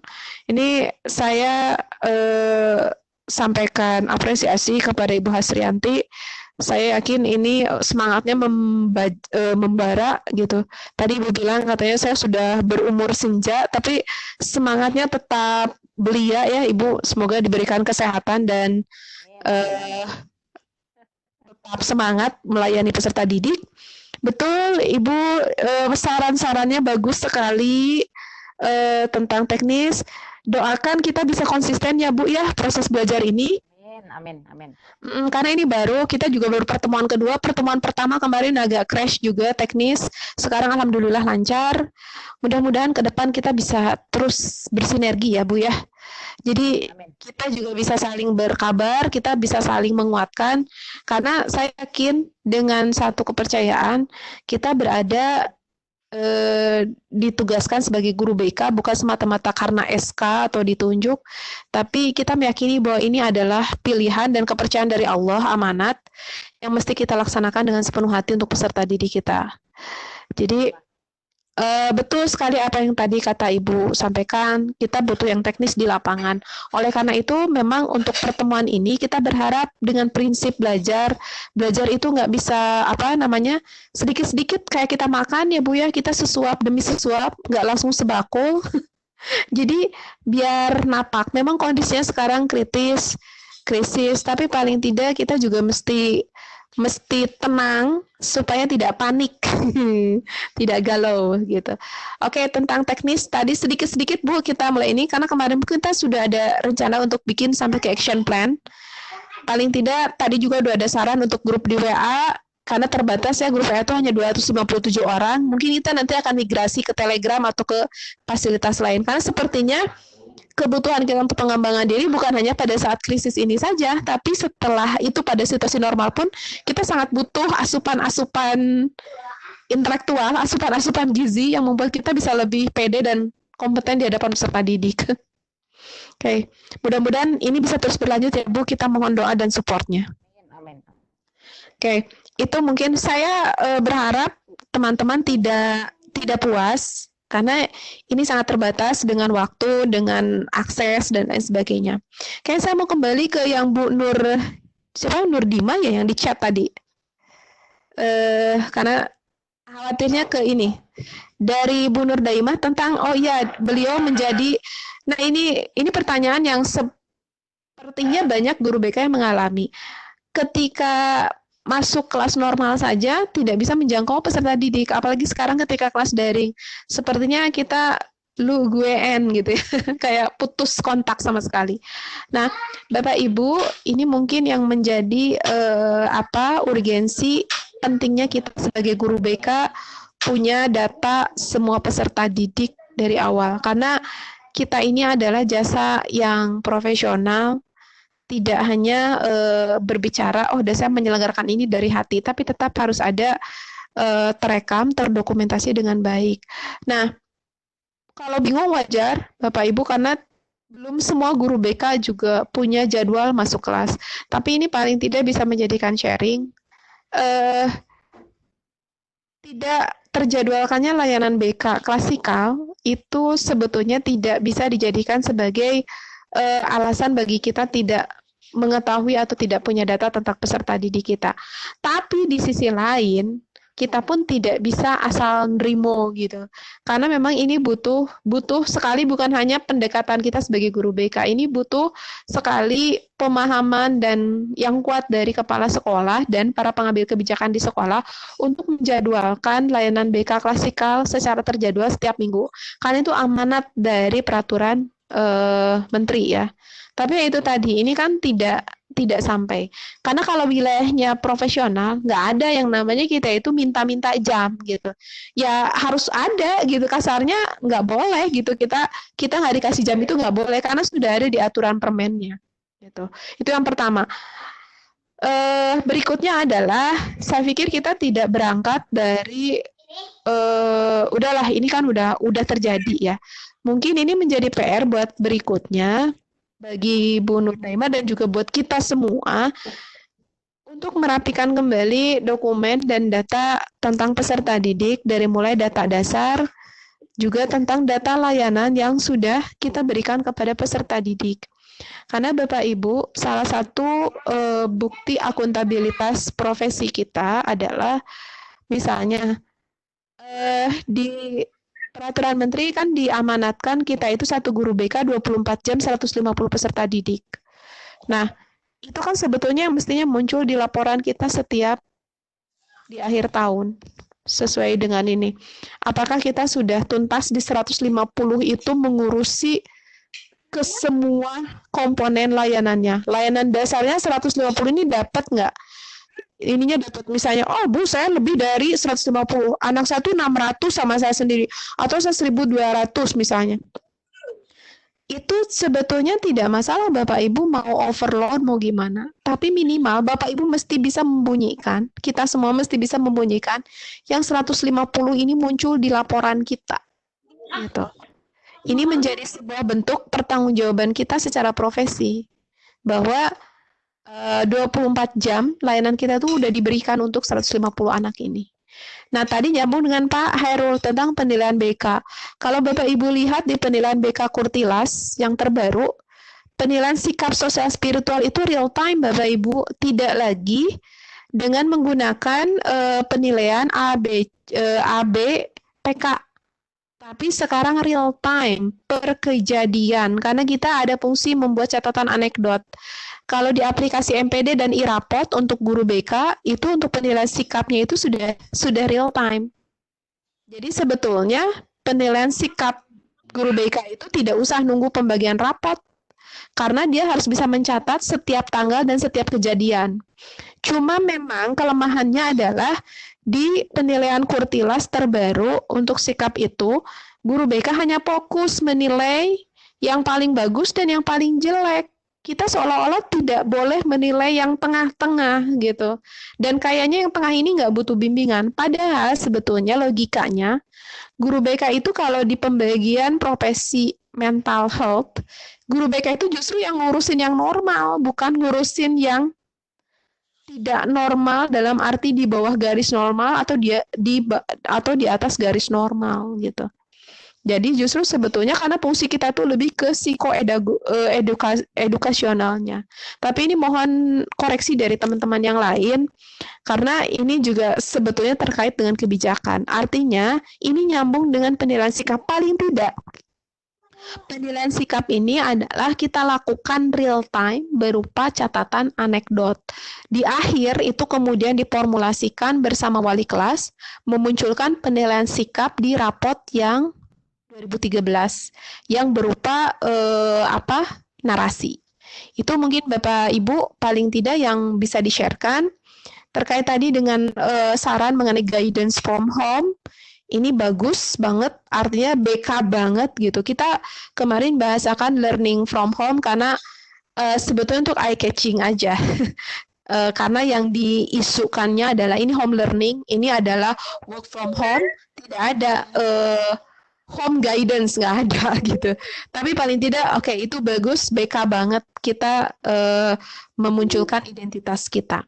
Tapi yang paling penting tadi yang dikatakan oleh Bu Hasrianti adalah teknis di lapangannya, impact-nya apa, dampaknya apa, efeknya apa dengan adanya guru BK ketika terjadi proses pembelajaran dari rumah.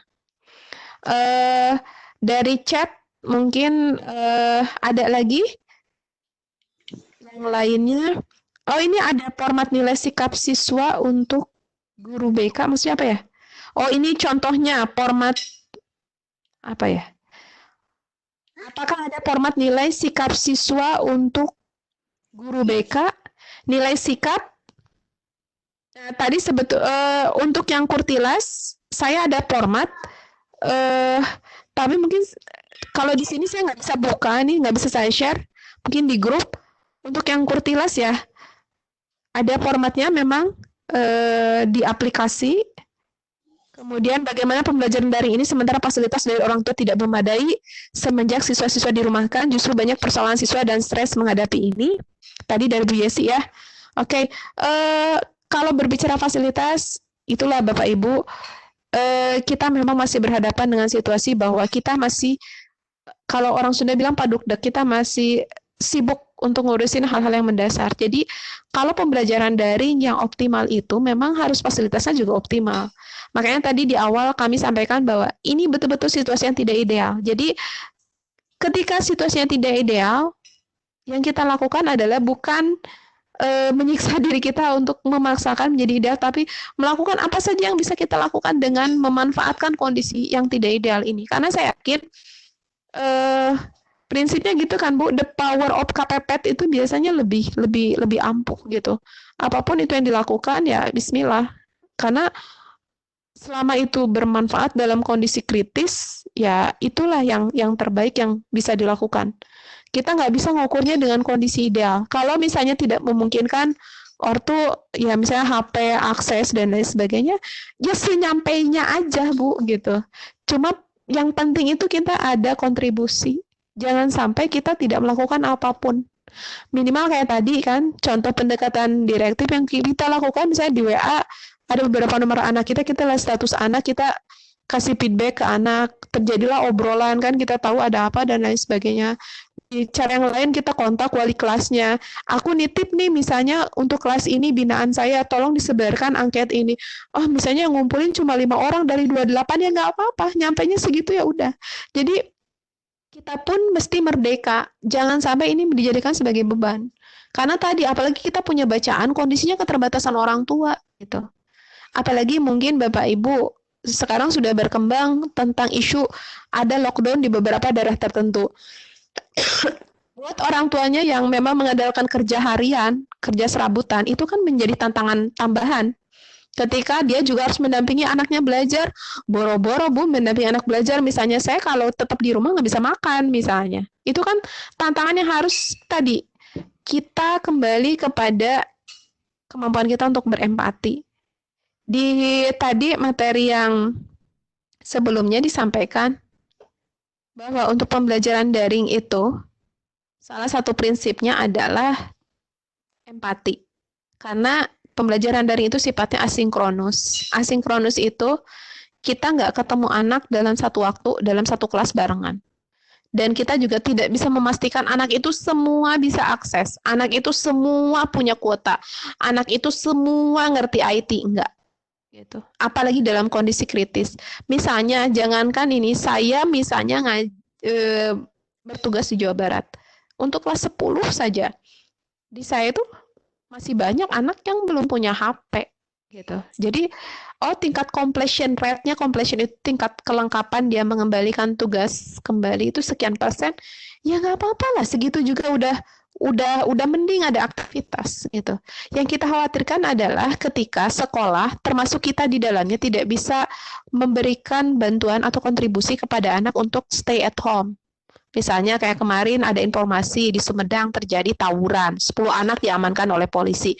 Nah itu yang penting untuk kita lakukan, minimal kita antisipasi ketika ada tugas yang bisa dilakukan oleh anak, paling tidak anak teralihkan pikirannya untuk fokus ke sana. Ketika kita bisa mengakses anak, memberikan motivasi belajar, anak tersemangati bahwa aku nggak sendiri, ada guru BK yang masih bisa ngontak aku.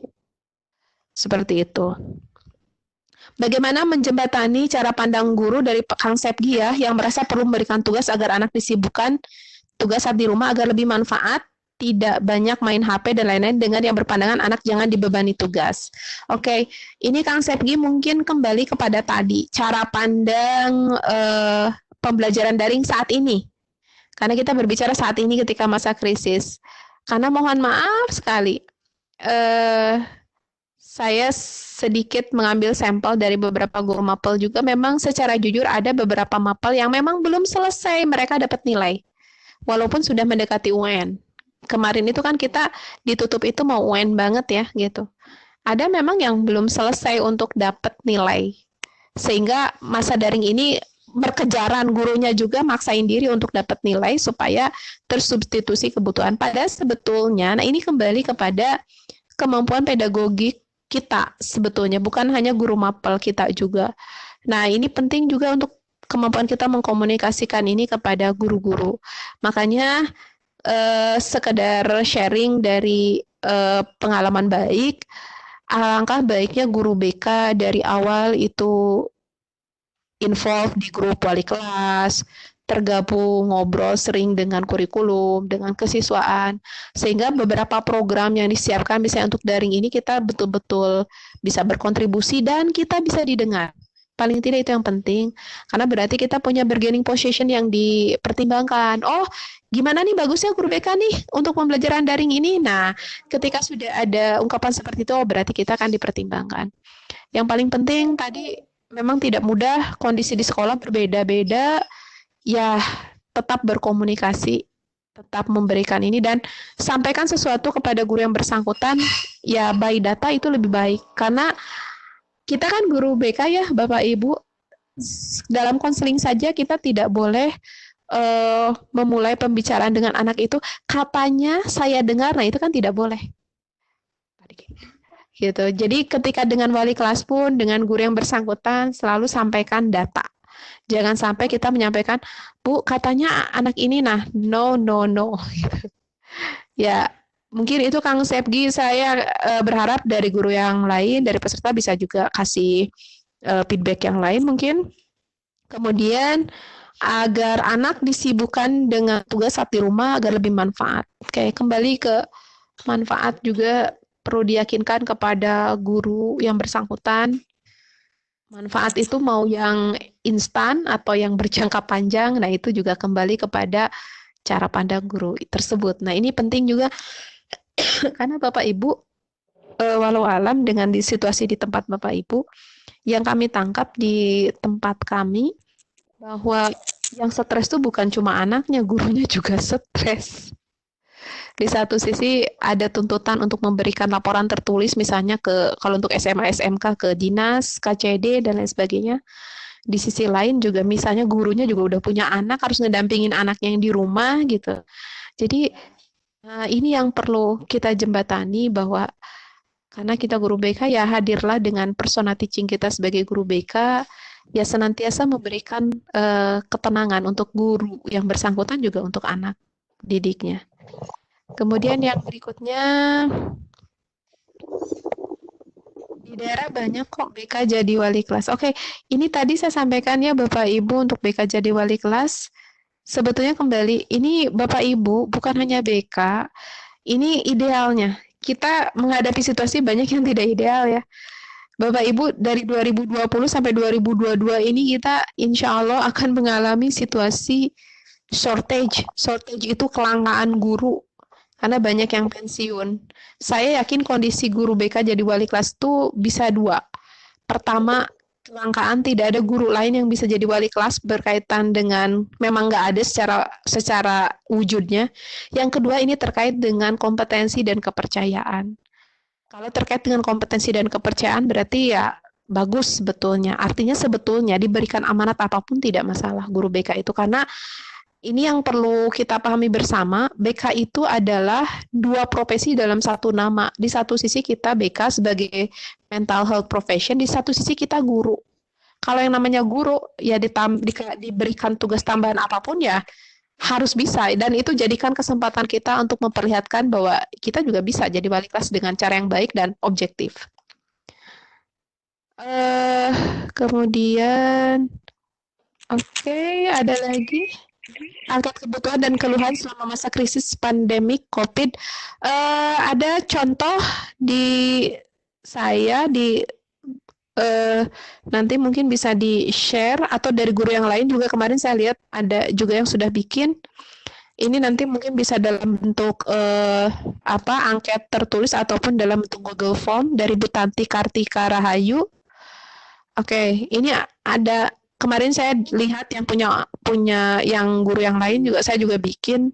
Mungkin nanti ini bisa di-share di grup. Terus Bu Narunia, kegiatan BK menjadi online, bagaimana cara kita mengisi? Oh, ini tadi udah ya. Sebagai bukti di pengirim SPKP, ikut ngeresum. Oke. Ada RPL, dibuatkan RPL virtual. Oke, Bapak Ibu, RPL-nya sebetulnya sama aja, nggak ada yang namanya RPL virtual dan non-virtual. RPL-nya kan tetap sama. Format di POP BK juga itu, ingat ya Bapak Ibu, tidak ada yang seragam. RPL itu di sana hanya contoh RPL. Jadi Bapak Ibu sebetulnya bisa buat, yang penting poin-poinnya itu dapat. Apalagi terakhir ketika Menteri Mendikbud itu menginginkan RPP 1 halaman, termasuk juga RPL bisa jadi 1 halaman. Sebetulnya sudah lebih fleksibel Bapak Ibu, gitu.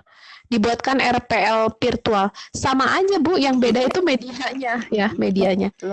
Di print out untuk bukti fiksi sendiri. Oke, betul. Bukan bukti fiksi ya, bukti fisik. Oke, oke.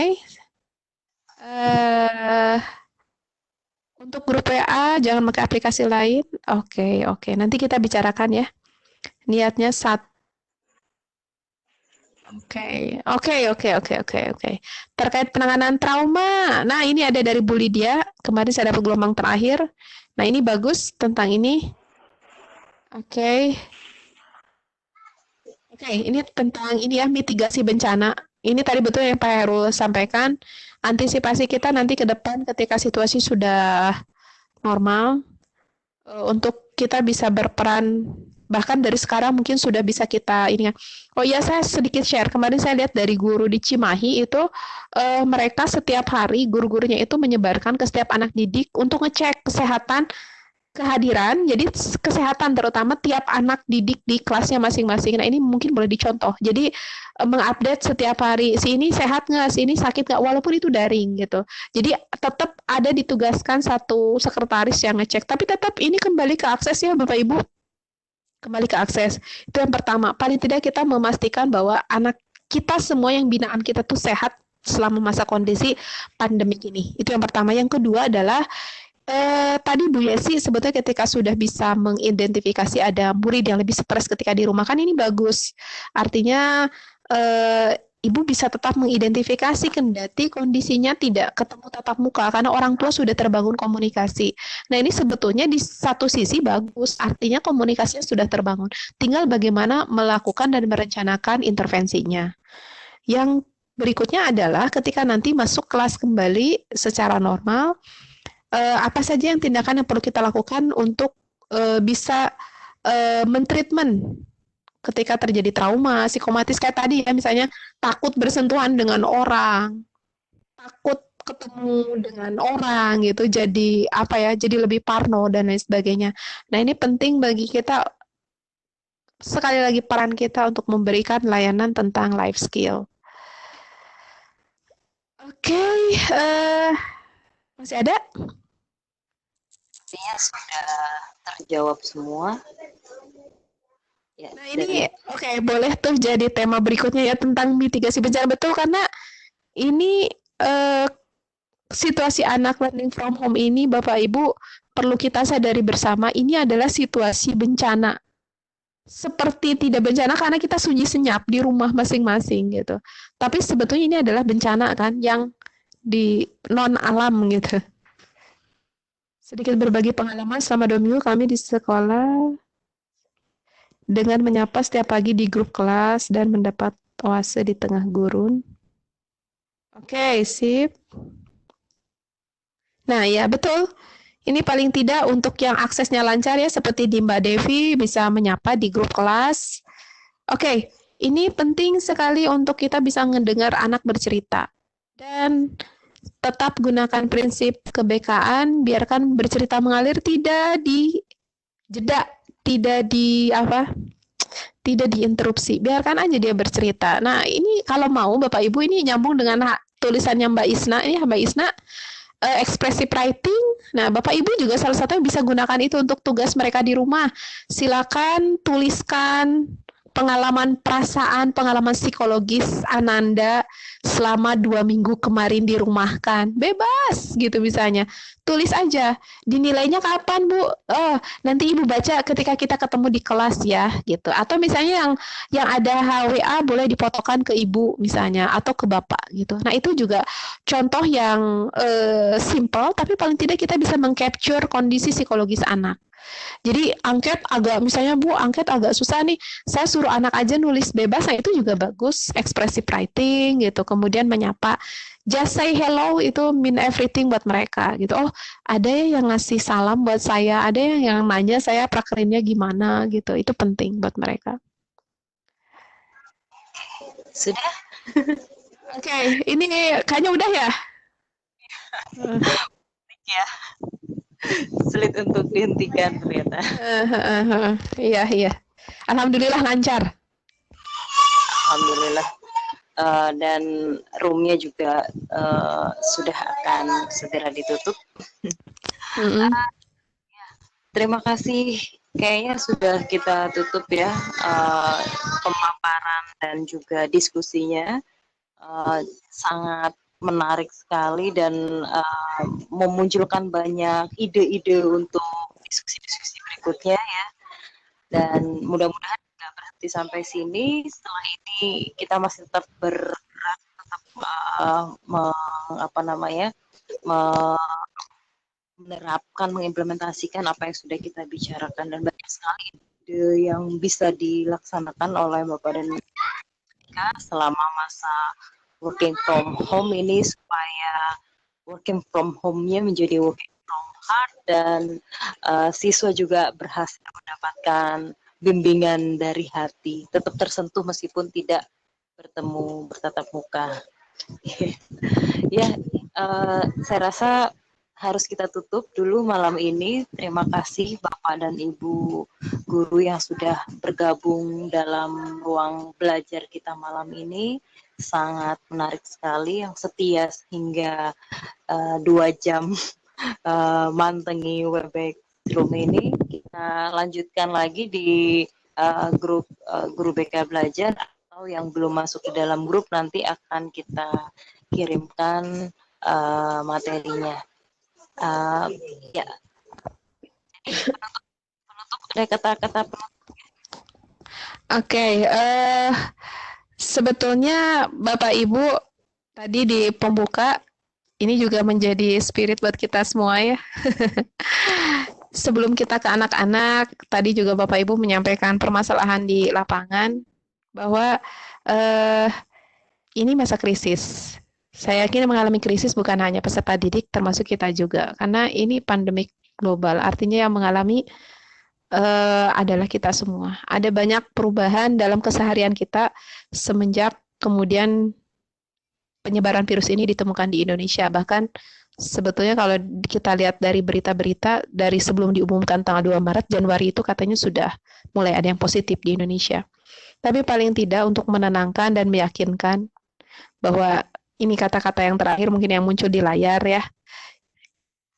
Ya tadi, kita tidak bisa berjanji untuk menyelesaikan semua masalah yang kita hadapi, tapi paling tidak kita bisa memberikan jaminan bahwa kita minimal guru BK bisa bersama-sama untuk menjalani proses ini tidak sendirian. Ibu yang di Sulawesi Tenggara, ibu yang di Surabaya, ibu yang di mana, bapak yang di daerah mana, bahwa kita bisa bareng-bareng kalau kita bersinergi, kita berkolaborasi, dan mudah-mudahan ini menjadi pembuka untuk kegiatan-kegiatan diskusi yang selanjutnya yang kita akan terus intenskan di grup WA ataukah nanti di Telegram dan lain sebagainya. Mudah-mudahan ini baru stimulasi ya Bapak Ibu. Kalau dianggap ya masih serabutan, masih belum terstruktur, mohon dimaafkan. Mudah-mudahan ke depan kita bisa belajar lebih baik dan ini bisa menjadi kontribusi kita buat Indonesia. Bahasanya Mbak Najwa Shihab, Indonesia ya rumah kita. Rumah kita ya kalau kita bukan kita yang menjaganya, siapa lagi? Kita saling support, saling menguatkan, dan anak-anak kita, anak-anak didik kita, anak didik biologis kita, anak didik pedagogi kita, kita doakan dimanapun berada, semoga mereka dikuatkan dalam proses krisis ini, karena ini angkatan yang sangat amazing ya Bapak Ibu. Untuk yang kelas 12, kelas 9, kelas 6, itu langsung lulus dengan sendirinya. Untuk yang kelas-kelas di bawahnya, itu langsung naik kelas dengan sendirinya. Pasti ada banyak hal yang membuat mereka juga banyak kekagetan. Paling tidak kita juga tidak dibuat kaget, karena tugas kita setelah menenangkan diri, kita juga harus menenangkan mereka. Mudah-mudahan Allah memberikan kekuatan senantiasa kepada kita, dan kita menjadi kelompok yang bisa menang melawan krisis ini bersama-sama. Terima kasih. Assalamualaikum warahmatullahi wabarakatuh. Waalaikumsalam warahmatullahi wabarakatuh. Dengan demikian Bapak dan Ibu, saya tutup forum ruang Guru BK Belajar malam hari ini. Semoga bermanfaat untuk kita semua dan jangan puas dulu supaya kita tetap terbuka kesempatan untuk belajar dan belajar lagi di lain kesempatan. Nantikan jadwal-jadwal berikutnya dan kita tetap membuka barangkali dari Bapak dan Ibu guru mungkin ada yang mau berperan sebagai presenter berikutnya atau host berikutnya atau moderator berikutnya. Terima kasih, sampai ketemu lagi di lain kesempatan. Assalamualaikum warahmatullahi wabarakatuh. Waalaikumsalam. Assalamualaikum warahmatullahi wabarakatuh. Terima kasih semuanya. Selamat malam.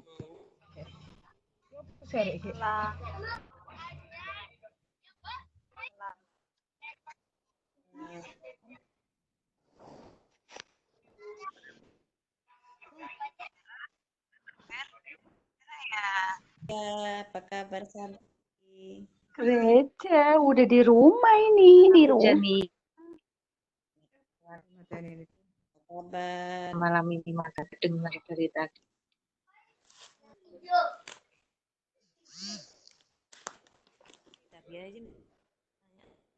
Sik. Nang di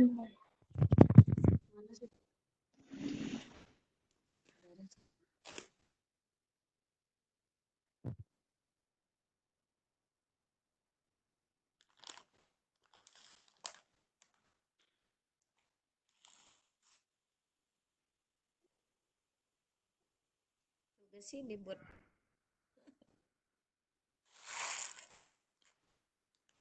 Bisa. Dikunci apa enggak? Dikunci apa enggak?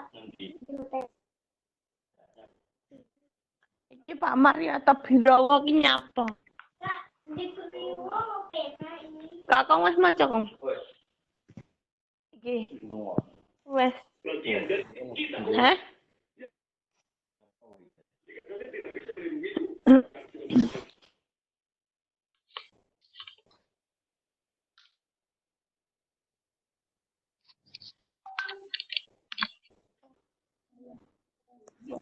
Ngaku satu positif.